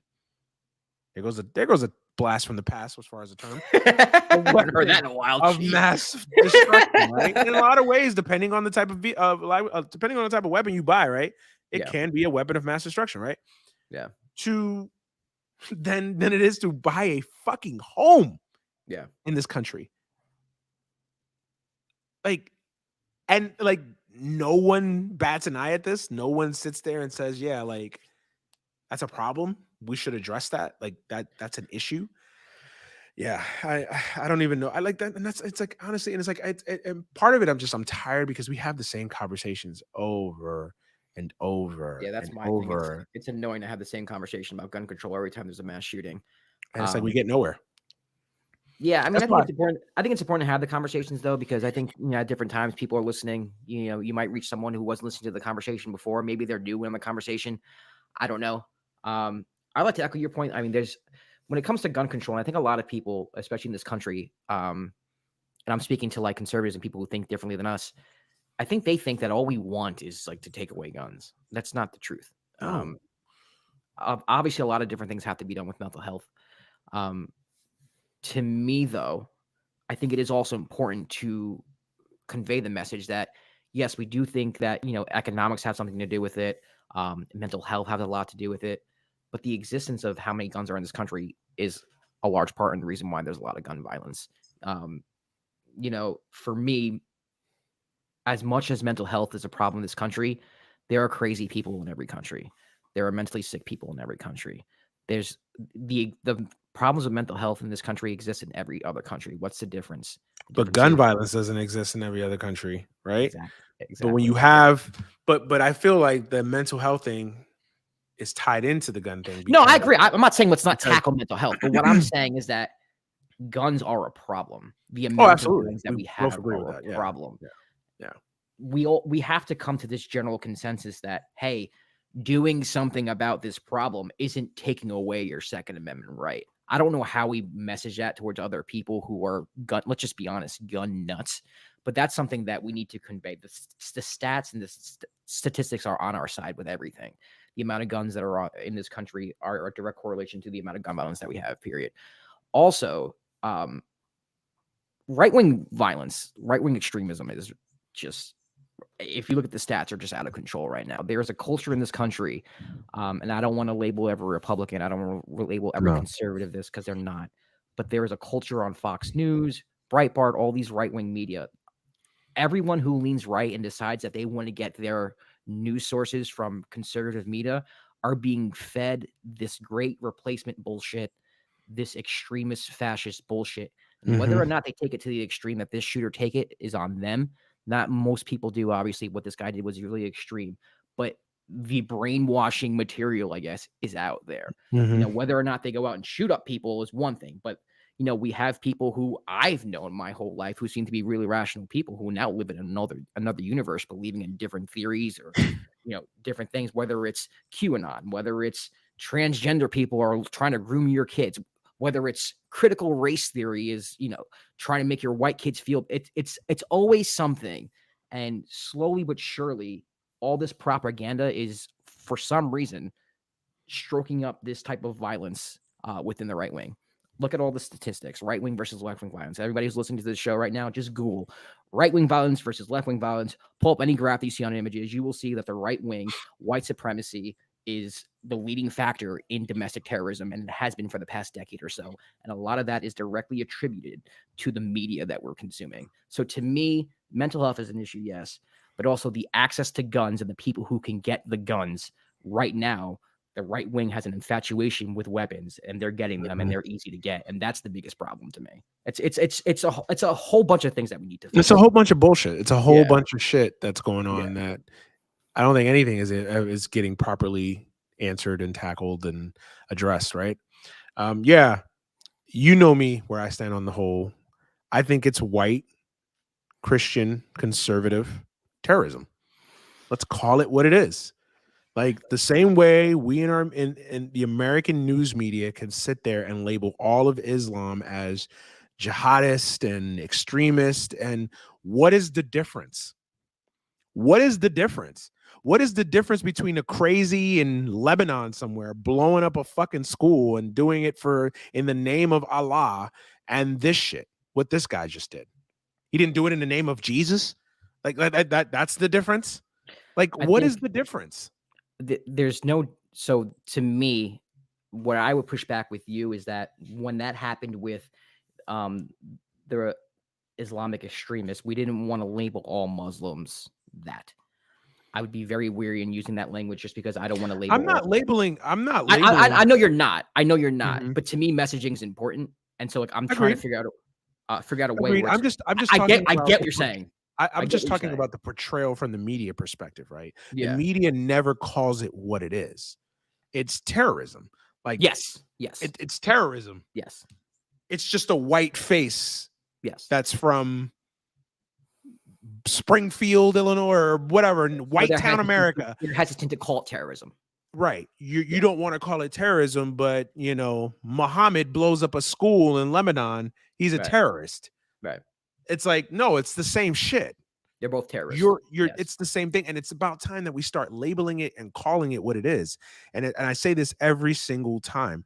I am more afraid of domestic Christian white. And that's what it is. Like, let's be honest. It's white, predominantly white, not all, but predominantly white, Christian, conservative, extremist terrorism. I'm more afraid of that shit than I am some motherfucker blowing up a school or a building or anything because of Allah or American expansionism in the Midwest, in the Middle East or whatever. Like, I'm more afraid of that shit. Like, think about it. People are going to a fucking grocery store. One of the most mundane tasks we could do as adults and people and human beings, right, is go fucking shop for food. And you're getting slaughtered. Slaughtered. So, like, and like, no one sits there and says, you know what, we have a problem here. I shouldn't say no one sits there, but like, no, to me, it's more right-wing extremism than it is Christian extremism, though. Like, to me, even but it go hand in hand, bro. They go, in a lot of ways, they go hand in hand. I get what you're saying. I think a lot of the time, like, for instance, like, white evangelicals make up a huge part of the Republican base. There's no denying that whatsoever. And a lot of the problems that I have with bigotry and homophobia and it's directly tied to the white evangelical branch of the church. I understand that completely. But to me, it's also like, I don't think that guy did what he did because of his Christian faith. It was more being a white supremacist and believing right-wing extremism. Now, it might be tied in. Yeah, I know what you're saying about that. But I think we got to be very careful. I get it. But I think most people get where I'm going to come from. It's the people that don't want to listen to what I'm saying are going to try to tie it to what I'm not saying, which is, I know what you're doing, so I don't buy into it. I'm saying that it's all coming from the same company is feeding you the same product. It's just a different brand, right? Post is feeding you, Fruity Pebbles and Cocoa Pebbles, but they're feeding you bad cereal, is what I'm saying. They're all feeding you this garbage. Yeah. Right. It's just a matter of the brand attached to it. We're not talking directly about religious fundamentalists. We're talking about a white supremacist, but it's all coming from the same factory. It's all coming from the same source. And that's what I'm saying. And that needs to be, dealt with, you know what I mean? Like, but I attack religion sometimes because it is let's not kid ourselves. And we'll talk about Roe v. Wade, like evangelicals, white Christian conservatives, a lot of them run this country. And like, so you have to, like, when you have that much power and you have that much sway to decide elections and to put fucking right-wing judges in chambers, when shit like this happens and the messaging comes from your side, you have to wear that. I get what you're saying. Yeah. You don't get to just say, oh, well, hey, he was a white supremacist. He wasn't saying anything about Jesus. No. You don't get to delineate from that. You don't get to separate that. No, it comes from your fucking side of the camp. Now, it may not be everybody. And I'm not going to sit there and say like every white conservative Christian that goes to church and pays their taxes and a good, solid American that I just happen to disagree with on policy doesn't find this abhorrent. Of course, of course they do. But the bottom line is you support a party and you support a network that pollutes the masses with this shit. And it's like, if you won't say anything about it, who is, right? Like, if you can't sit there and say, yo, what we're doing is trash and somebody needs to say, like, in mass, not just a couple people, but in mass need to say it. They won't say it. Like, then that's why I attack a lot of these people, because it's like, okay, like, how can you be Christian and pray to Jesus and pray to God and pray to whoever and then hate black people? Right. Like, I'm not the biggest religious person in the world, right? But I think that book tells you to like love everybody and, we're all children of God, but unless you wear a dress and you go and you're a man and you go pee in a girl's bathroom, then you're not the children of God. You're just the world's worst person. Like I'm being triggered. No, I get what you're saying. It bothers me, man. You're saying basically, and correct me if I'm wrong, that the white evangelical church and the community are largely responsible for this white supremacy narrative that the Republican base has latched onto and has caused people like the guy from Buffalo to do what he did. Yes, because I feel like white evangelicals, conservative, I shouldn't even say white because there's some black evangelicals. There's some evangelicals understood the game a long time ago. They want to win elections and they want to control the levers of power in this country because they get to basically put in people that will do their bidding, right? And these people will get in bed with a party and any organization to advance their cause. Like, I don't think I don't think a white evangelical and let's say the most extreme neo-Nazi white supremacists will necessarily get along on a lot of issues, but they do business together because they can both advance their causes and they get to benefit from what they want to do. Right. That's yes, I agree. And that's what I'm saying. It's like it's like Republicans didn't care about sullying their names in the mud with Trump when he was moving the birtherism shit and again advancing their agenda. They didn't have a problem. They loved Donald Trump. Right. But when Donald Trump tried to take over their party and be the face of it, then it's now we got the Lincoln Project. We're not Trump. It's like, no, you created Trump. You fed into it. And you were Trump. He just and then it's like, yeah, exactly. So that's why, like, you don't get a pass here, and that's my thing. Like, you don't get a pass. No, yeah, I agree with not getting a pass. I think we're kind of saying the same thing. I think I'm a little more weary just because I saw what a lot of my Muslim friends went through, and you grew up in the same area I did. So like, the Muslim community is the big. I grew up in New York. I know you grew up New York, New Jersey area. And there's a large Muslim community. I know a lot of people who were picked. Like, you get what I'm going with this. I just don't. I don't want to do. I don't want to label. And I don't want to become what I saw growing up to another group of another religion. Although let me just say this. I know a lot of white Christian conservatives. I work with some. I get along with them. They're great people. They just happen to disagree, and we could disagree. You think we should bomb a nation, or you think we shouldn't, or you think that this foreign policy deal is good, or this isn't, or this tax plan is good. We can disagree on things. Right. But as long as you respect me and you respect my ability to be a human being and exist and my life matter and my kids' lives matter, we're good. We can disagree on other shit. Like, we don't have to agree. I don't care. I personally don't give a fuck. Right. So I say that in saying that I know a lot of white Christians and I respect them. Good, solid people, go to church, go to work, take care of their family, want to do well, live the American dream, all that. Yeah. Right. I'm not talking about them. I'm talking about the people that sully their name to advance their agenda, that they don't give a fuck who they got to get in bed with, what neo-Nazi crazy lunatic they've got to get that suits their agenda for that given day. I'm talking about them, the evangelicals that put in these right-wing judges, these evangelicals that support organizations to advance their agenda. That's who I'm talking about. Yeah. So let me be clear with that. I'm not talking about everyone. I'm not painting a broad brush or putting a blanket on every conservative or every Christian that believes in this or whatever. You know what I mean? I'm not doing that. No, I agree. No, I agree. And I think we've gotten to a point too, and this is going to sound a little harsh, but like, I think if you're still voting Republican this, like in the year 2022, like no, there's like, it's almost becoming inexcusable to me. I understand that people have different lives and they grow up in different cultures and they are exposed to different things, but it's kind of very obvious what's going on here with the Republican Party and what they have turned into. But what are the Democrats giving you to vote for? I know, Manny. We can get into that. Here's the thing: the Republicans are making these abhorrent things a feature of the party. Whereas Democrats, it's a bug of the party. I'm not saying it's better, but do you get what I mean by that? I get it. Get it. But the problem is we don't have a better option. And so we have two bad options. One is horrible.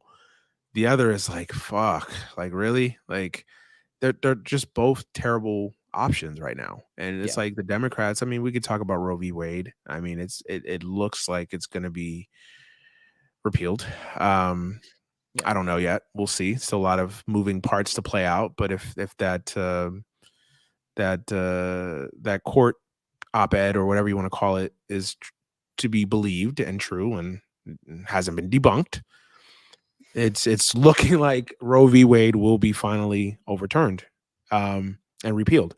And honestly, like I'm even more tired about this shit than even the gun. Like, if I have to sit here and say, why are men making decisions about, predominantly men, I know it's not always all men, but for this particular situation, men and from a legislative standpoint, predominantly men are making decisions about women's bodies and what they do I don't understand it. Like, what is the conversation to be had here? Republicans care about lives when it's in a fetus, but when it's walking down the street wearing a hoodie with a Skittles in their pocket, they don't care about these lives. It's amazing to me. It's amazing to me. They care about lives until it's black and they feel threatened by it. Then it's or brown and they're threatened by it and they don't care. They care about lives when it's, in a fetus, but when it's overseas in some godforsaken country and it's getting bombed every day, they don't care about those lives. They didn't care about the lives in Afghanistan for 20 fucking years and the women and children that got fucking murdered and tortured and God knows what. They didn't care about those lives. They care about a fetus.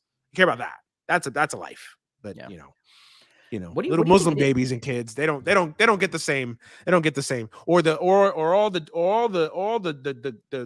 countries that we're in bed in that have human rights, Saudi Arabia and China, human right issues and slavery and all that. We don't care about those lives. We don't care about the millions of children and the Uyghurs that are locked up and persecuted. We don't care about those lives. We care about the life living in little Jesse's body that's 12 weeks old. That's a life. We need to protect that. It's amazing to me. But go ahead. What do you think it is? What's that's a great question. I don't know what that's what bothers me. It's like, well, what's the end game here? Exactly that's the same, because my friend asked me the same thing. It's like, yo, what is the end game here? Like, what are they trying to accomplish? I feel like it's a power thing. Okay. I think it's a control thing. I do think it's obviously a religious and a culture thing, but I can't really put my finger on what exactly it is. Like, it's that or it's this. Like, I don't know what the fuck it is, because it's like, I'd like to think that from 1970 to now, we've advanced as a culture and as a society to understand that certain things are what they are and we're different. Right. And, the world is just different. And the way we understand abortion and the right to choose and lives and all that, like, there's conversations to be had there. And listen, I want to say this too, like, this idea that just because I'm pro-choice and I don't think that we should decide what a woman's decision should be or what she should and can do with her vagina, that doesn't mean that I'm like a champion of abortion. Yay, kill all babies. Like, no. Like, this idea that like we're sitting here championing killing babies, like, no. But who am I to tell some woman you can't get an abortion? Right. I don't know what that woman's going through. Right. I don't know what the circumstances of that pregnancy was. Right. I don't know. Maybe she's just young and dumb and made a mistake. And listen, who am I to sit there and say she should have that baby and force herself to raise something that she's just mentally and emotionally not ready for? I'm not God. I'm not going to fucking play that role. Right? That's I'll let somebody else do that. Who the fuck am I, or who the fuck are you to sit there and have that conversation with that person? Like, so that's my thing. Like, I don't know, bro. Yeah, I don't. I wish I had an answer. I don't know. The only answer I have to this, and I think that there's a difference between the way liberals and conservatives, and I say liberals very like just left loosely, right. I don't mean loosely. The difference between liberals and conservatives and the way they think. I think conservatives, when they think something's wrong, you make a rule and you don't disobey that rule. So I think there's a lot of conservatives who legitimately think, unless it's black kids getting killed by the police. Then those rules. I think they're conservatives. I think they're conservatives who legitimately feel that abortion's murder, right? So you have that, and it's not their job to try to limit the amount of abortions that we have in this country of legislation. It's not their job to advocate for adoption, or it's not their job to advocate for better healthcare for women. It's not their job to advocate for subsidized programs for poor people so that they can raise their children. It's not their problem. All they want is, this is a rule. This is bad. This is murder. We don't do it. And everybody who disobeys this will suffer the consequences. It's not our job as people to fix the problem, but just to kind of set the rules in society, and we follow the rules, and that's how it goes. That's the only thing that makes sense to me. Adultery is technically a rule. They're hypocrites. They're 1,000% hypocrites. And these are the same conservatives who will actually knock someone up and then get an abortion. That's the point. And it's like, okay, there's a conversation to be had about like, should abortion be legal after 15 weeks? Or I'm not saying there isn't validity in this. Yeah. But when you're taking it to the extreme, where like, oh, we're banning all abortion. It doesn't matter if incest. That's where you lose me. It's like where you don't even have the ability to say like, okay, we agree. Yeah, probably at 19 weeks, okay, there's a conversation to be had here about, hey, hold on now, let's sit here and reevaluate this. Like, what are we doing here? That's a conversation to be had. But when there's no middle point, there's just like, oh yeah, you're committing murder, you're this and that. It's just crazy to me. It's just crazy to me. And I don't know what the end game is, right? Like, what are you trying to accomplish? The only thing that's what I'm saying. I don't think they're trying to accomplish anything. I think, conservatives value order. They value a set of rules, and they want to make the rules to what their morality they think it is. And then it's just up to us to follow those rules. And those who disobey have to suffer the consequences. Of course, those in power are going to be able to disobey. Why? But all the things that you can necessarily rule of law and order or whatever, why this specifically? Right. Like why so much? That I don't know. That I couldn't tell you. I don't know. I'm trying to make sense. I'm trying to make sense of it just with you. I don't know. I don't know. And this is what I would love to have, like a Ben Shapiro on, or somebody like, I hate to say that. Like, but that's the thing. But he's bullshit. But somebody that thinks in that sphere, right? Like, what is? That's literally a question I would ask. Like, what is the end game? Okay, you accomplished this big victory for your conservative cause and movement. Right. What did you gain? Like, you abolish abortions, right? And you say there's no more abortions. Now you're going to have kids brought into this world with parents that don't want said kid, or don't feel like the kids should be in this world. So now you're now you're going to have kids in the foster system. Now you're going to have a situation where babies aren't being murdered, and God is happy that babies aren't being murdered. I literally think their logic's reductive to that. I guess, man. Maybe you're right. I'm just I don't. Listen, I don't agree with it. I don't know, man. I don't know. I would love to. I would love to know what the end game is, and I don't really know what the end game is going to be. That's the only thing that makes sense to me. I could be wrong. I'm not saying I'm right. No, you probably are 100% right. I don't know, man. I think it's it's if you're going to claim to be pro-life, if you want less abortions, then you have to advocate for policies that are going to bring forth less abortions. You can't just make a rule saying can't get an abortion. You have to figure out a way to do. And it bothers me that even the most pro-life person is unwilling to do that part of it, is unwilling to demand that from their politicians. Like, hey, I don't think abortion should be legal. How about these alternatives? There's never the how about these alternatives with pro-life. And that's what bothers because me. They want to take us back to a puritanical, I don't know what the word should be, but like they want to take us back to it, because even contraceptives, like, you want to ban the pill. Like that's want to ban condoms. Like, really? Like, what the fuck are we doing? What are we doing? I don't know the end game here, man. I don't understand it. It doesn't make sense to me. I don't know, man. I'm the same. And for any conservatives listening, like, this is why a lot of people on the left just chalk it up to, oh, they're fucking evil. because like nothing else makes sense. Rationalized. Again, I'm agreeing with you that there's a conversation to be had. Yeah, there's a lot more. We just don't understand each other. I mean, I don't know what the end game is. I would love to have someone tell me what the end game is. And I really, hey, that's an open invitation. If you're in the comments or you're watching this somewhere in the world. My heart of hearts, I think the end game is we don't make the rules. God makes the rules. This should be the rule. God is happy. Yeah. I don't think God will be happy that Trayvon Martin got killed for no reason. No, I don't think God will be happy that kids, a family of 4 was blown up by one of our bombs. Yep. I don't think God will be happy about that either.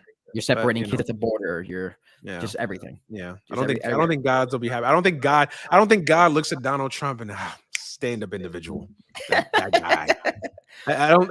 That's why the whole God thing, you lose me. It's like, okay, you care about God in this one. I'm not saying you are. I'm just in general. It's funny to me, but hey, who knows, man? Who knows? And then the other aspect of this is just like how the failings of the Democratic Party, because this is just happening right under their noses, and they're just being. Well, it's just years and years of just empty promises going back to the Obama administration, right? Obama had a supermajority. Joe Biden. He doesn't have a super majority, but he's got control of the House and it's mansion cinema, dude. You're right. No, you're right.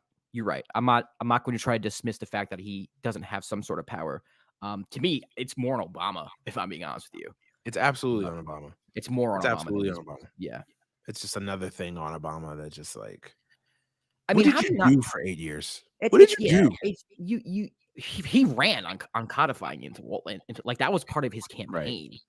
So this is not something that like we asked. It was something like this is what I'm going to do. Didn't do it, and then on top of it, I mean, the fact that you couldn't muster up a way to get Merrick Garland or whatever Supreme Court justice through is I I don't have the fucking. It's almost laughable. It's like literally if you're just cheating, if you're playing a board game, right? You're playing Monopoly, and you know the person next across to you is cheating and making up a bullshit rule, and you're just going along with it, like just okay. Like I don't want that from my president. this is why it's important to be involved in the political process. Yeah, Because this isn't just being done at the federal level. This has been an all-out war from the lowest levels of government, yeah. from your town to city to local. All these circuit judges, these Republicans understand this shit. That's why I've always said conservatives, the one thing I will give them, they are better at politics than the Way left better. and liberal. They understand this Way shit. They better. understand the Yeah. fucking game.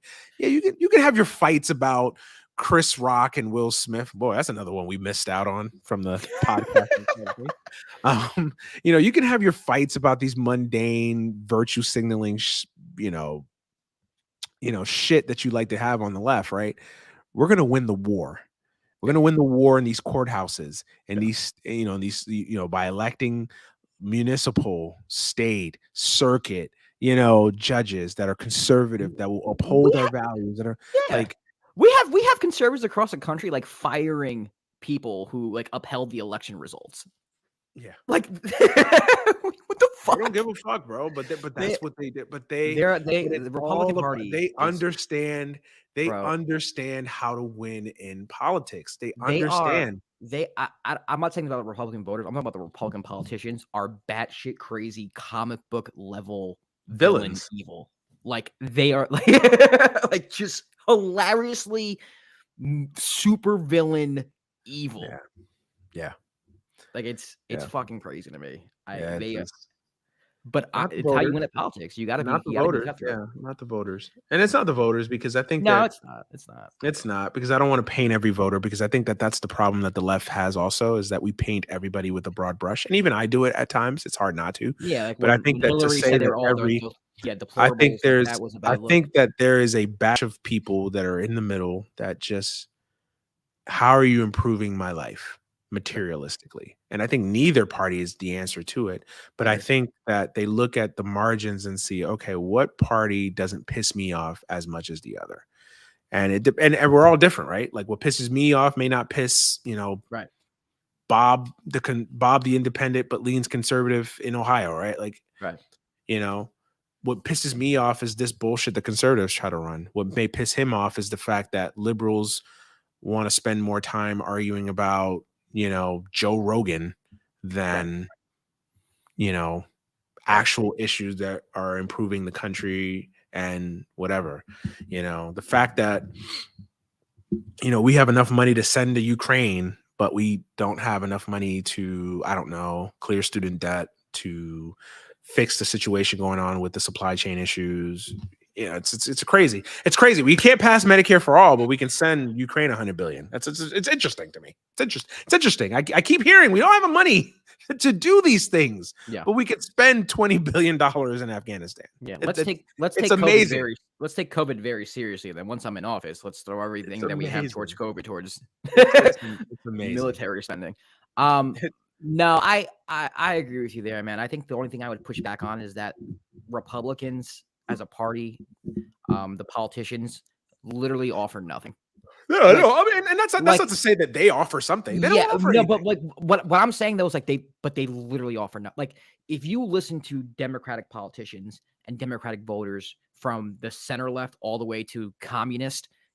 Actually, I don't even want to put communists because communists don't vote for Democrats; they vote green. Right. But if you listen to the conversations on the left, you have conversations about Medicare for all. You have conversations about gun reform. You have conversations about socioeconomic issues and wealth. Like you have those conversations, and you have people putting forth policies. Now, whether or not they implement them or not is another thing. I agree with you. But there's that. Right. But there's no, and I mean zero of that type of conversation going on the right. right doesn't. There isn't. Republican politicians don't offer anything. They have no healthcare plan. They've been bashing Obamacare since 2009. They haven't come up with anything. So No they have solution. nothing on health. They have nothing. Their military plan is let's just throw more money at. They're not even shy about that. So anyone who's a pacifist or thinks that we should be spending less money on the military shouldn't be voting Republican. They have no policy plan for anything. I can't think of a single policy plan from the Republicans that I could. Their tax cuts are like what's no, they don't offer anything. They offer nothing. But they offer nothing. And I think that's my beef with a lot of Republicans, where it's like I could see where the Democratic Party frustrates you, and I'm not going to say don't be frustrated with the Democratic Party, but I don't know how you look on the other side of the aisle and say I want what those guys are offering when they're not offering anything. They're literally offering nothing aside of the fact of like, okay, it's okay to be white. Like that's what it feels like to me. Seriously. Yeah. With a lot of my friends, where it's like, yeah, it's because you don't want to deal with the social justice issues of Black Lives Matter. It's because you don't want to deal with the hard conversation around, transgender athletes or transgender people existing in transgender bathrooms. You don't want to deal with all that. You don't want to deal with the ugly conversation. It's the whole Martin Luther King Jr. quote of like, the biggest obstacle, I'm paraphrasing here, is the white moderate, because they rather have this bullshit version of peace. They rather hold peace than justice. It's easier for a white moderate to vote Republican because nothing's going to change. It's the status quo. Where if you're joining a liberal, if you're joining a progressive movement, you're asking for racial justice. You're asking for rights for women. You're asking for rights for the LGBTQ community. Things have to be shaken up, and it may not, fit with your narrative. That's my beef with people who vote Republican, because there's nothing that Republicans offer. There's literally nothing that I can't point to anything. There's nothing I could point to even object. No. Because what they offer is we're not going to do what they do, and that's exactly right. And it's okay that you're a little transphobic. It's okay that you're okay. It's okay. That's right. No, listen, you're preaching to the choir, bro. I have nothing to add. I'll end with this though. It's amazing because I feel like class is also another issue here that doesn't. I think a lot of times when we get into these conversations, like we have a real class issue in this country, and that's the ironic or whatever you want to call it, part of this is that I feel like if we understood the class warfare that was going on in this country, we would be more united than ever, right? Because if the middle class and the working class and the poor basically understood like, yo, it's fucked up that the rich, the top 1% of 1% is basically running this funky country. You don't think they understand that, Manny? I think we understand that. I think some do, but they can't really apply it to everyday terms. You get what I'm saying? I think the difference between someone like you and I, and I'm being very honest here, who recognizes it, and someone who votes left and someone who votes for Republican is that it's racism, it's xenophobia, it's homophobia. Republicans are able to grab that person and bring them over because of that. Yeah, but how do you explain Black people voting for Trump more than they did in the last election? How do you explain Latino? Like, I feel like the easy thing is to say like, oh yeah, these people understand it. They care more about xenophobia or they care more about this. And like, I'm not saying that's not true. I just feel like that's not everywhere. I'm talking about the person who understands that there's a top 1% of 1% who controls a lot of the money of the country. There's a 1% that most of there's a class issue in this country. If you understand the income inequality, there's no fucking way you vote Republican. If you understand it, or Democratic for that matter too, because and I'm talking about normie Dems. I'm not talking about right. You'd be a Bernie supporter. I'm not talking about them. I'm not talking. That's what I'm talking about. Yeah, listen. I think that we've been duped and conned by politicians for the last 30 years because I think they figured out a long time ago, like, oh, on both sides, we don't have to deliver on anything. We don't have to give them anything. What we do is we do nothing, but we masquerade it as we're fighting this cultural battle. On the right is white replacement, right? On the right is fear of the unknown, a fear of why are these boys that are now transitioning over to girls wrestling on the girls to like that fear to hide the real shit that's going on. Like, I agree with you in that, but I think that only works to the Republican Party because the Republican Party offers no policies for Republicans to hold them accountable. But it's worked on the left too, though. No, it doesn't, man. It has. It All doesn't. these. I'm not talking about you and I, progressives. I'm talking about the normie Democrat, the "This is my fight" song Hillary voter. That's like fucking. Can't believe I did that shit. I'm talking about them, right? Like that's like, oh, they won't answer that like Obama did nothing in 8 years. Right. They won't answer the over corporatization of the Clinton years. They won't answer for that. They'll just answer the fact that like, oh, well, the real issue is that Republicans don't believe in abortion. It's like, or don't believe in a woman's right to choose. And it's like, that's an issue, but that isn't the central issue. The central issue is that we have a wealth gap in this country. We have equity issues in this country.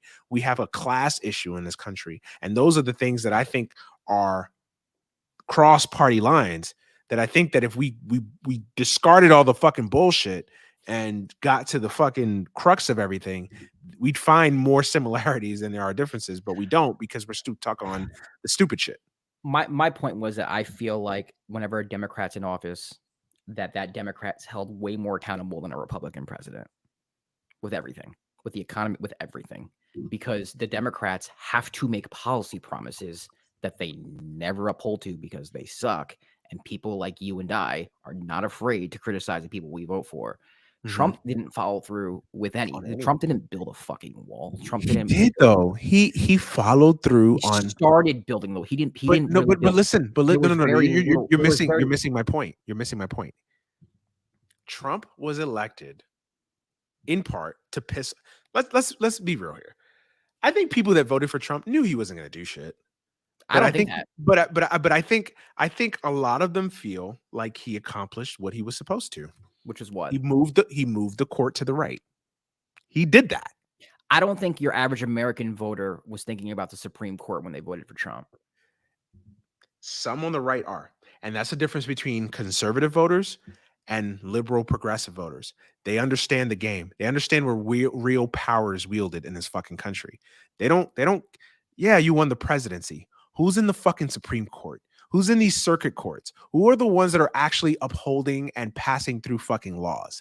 That's where real power, that's real kingmaker shit.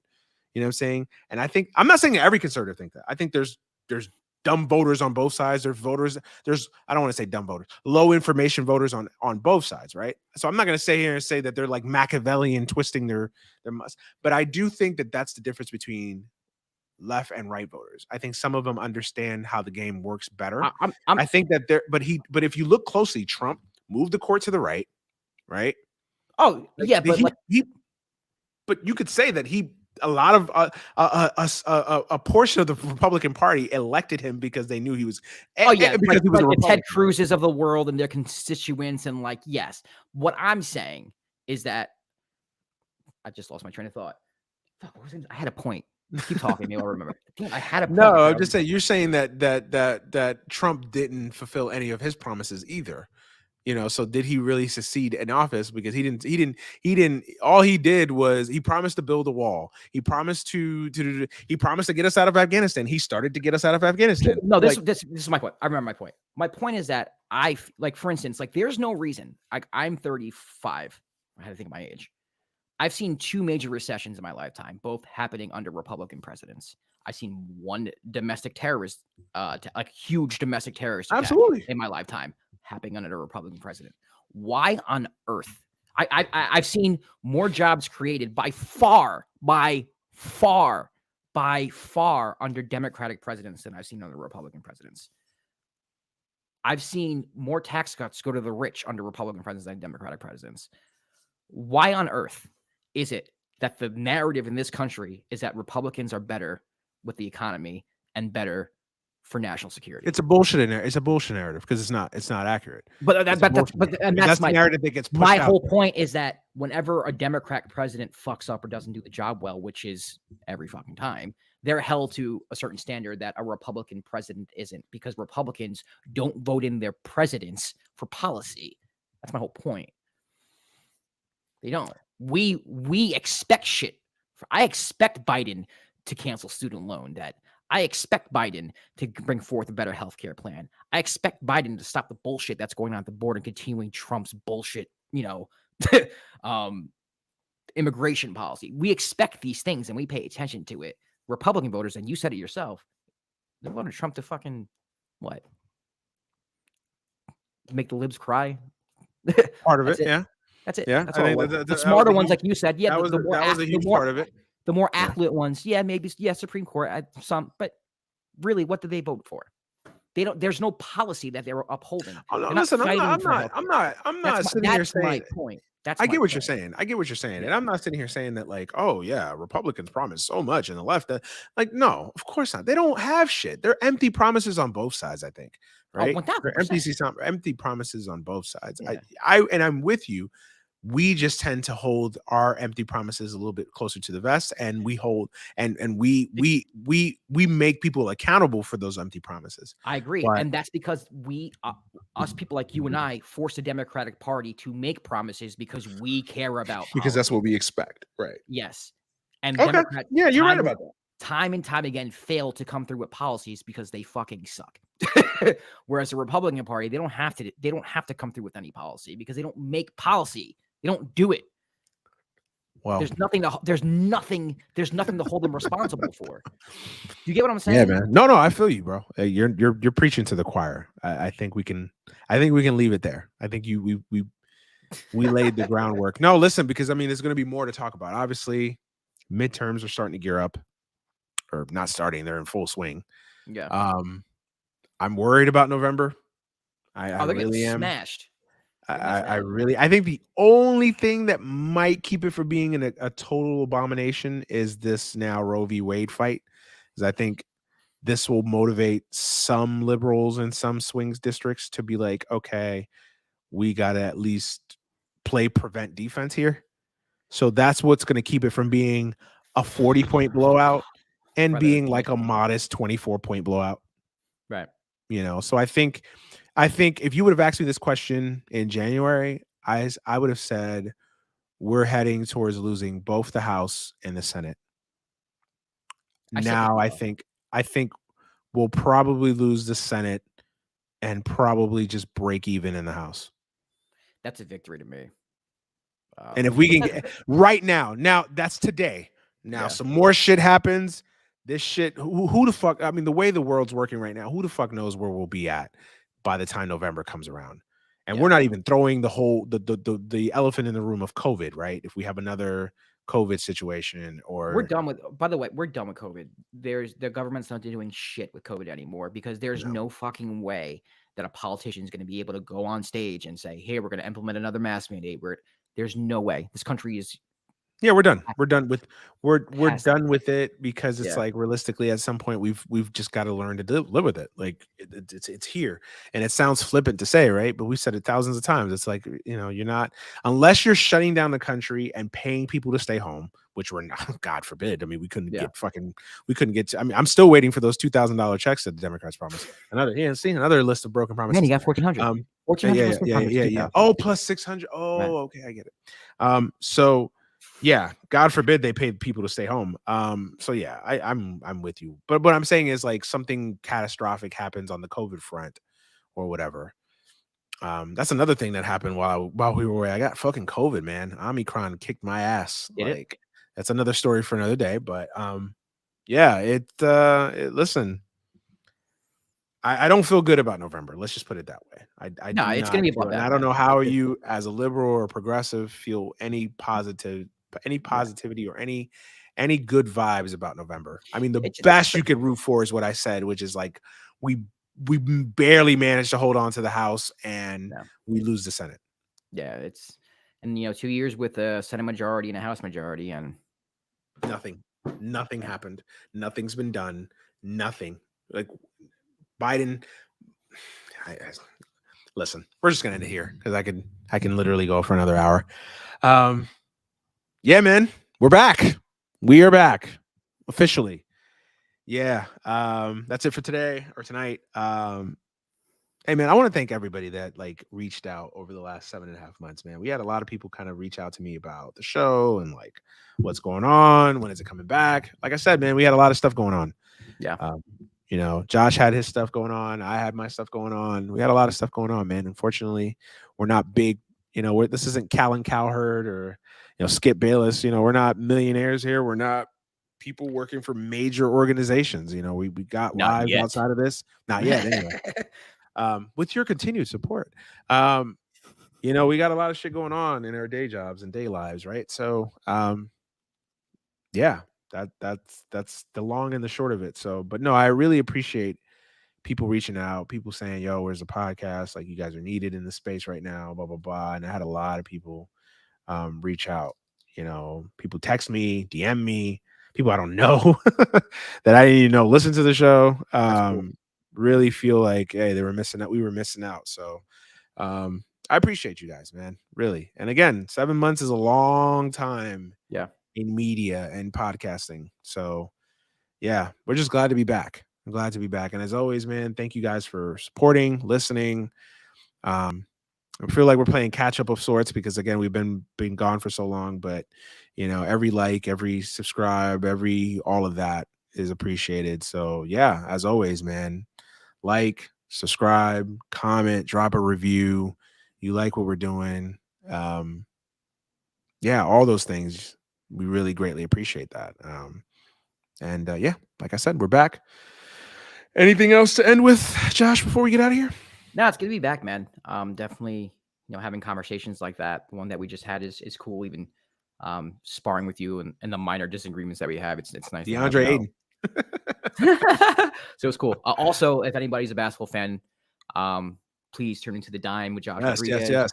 Manny, we talked about this, but I'm going to ask you, even though we're live right now, I'm going to ask anyway. But Wednesday, if you want to be the guest, let me know. We plan on. Oh yeah, for sure. I don't need an invitation. I feel like I could just show up, bro. At this rate, you just send me a link and I just show up. I got it like that. I like that, right? No, yeah, I would. So Manny's going to be the next guest for the dime. We'll be previewing the conference. You were actually my conference finals preview guest 2 years ago. I remember because you had the Celtics and just had the Heat, same matchup and everything. And I made like a very 2 years ago feel like 30 years ago. My God, ridiculous. Jesus, it's life. Yeah, man, you know me. It's always, as far as I'm concerned, it's a done deal whenever you invite me. So it's all good. Yeah, man. It's good to be back. Yeah, good to be back. Yeah, make sure you go check out the Dime. Please go support that. Go like, subscribe, share, drop a review, all that stuff. It's available everywhere where you can find a podcast. Same for this show. Go follow us on Twitter. Josh has his Twitter handle up, Josh_Rodriguez_.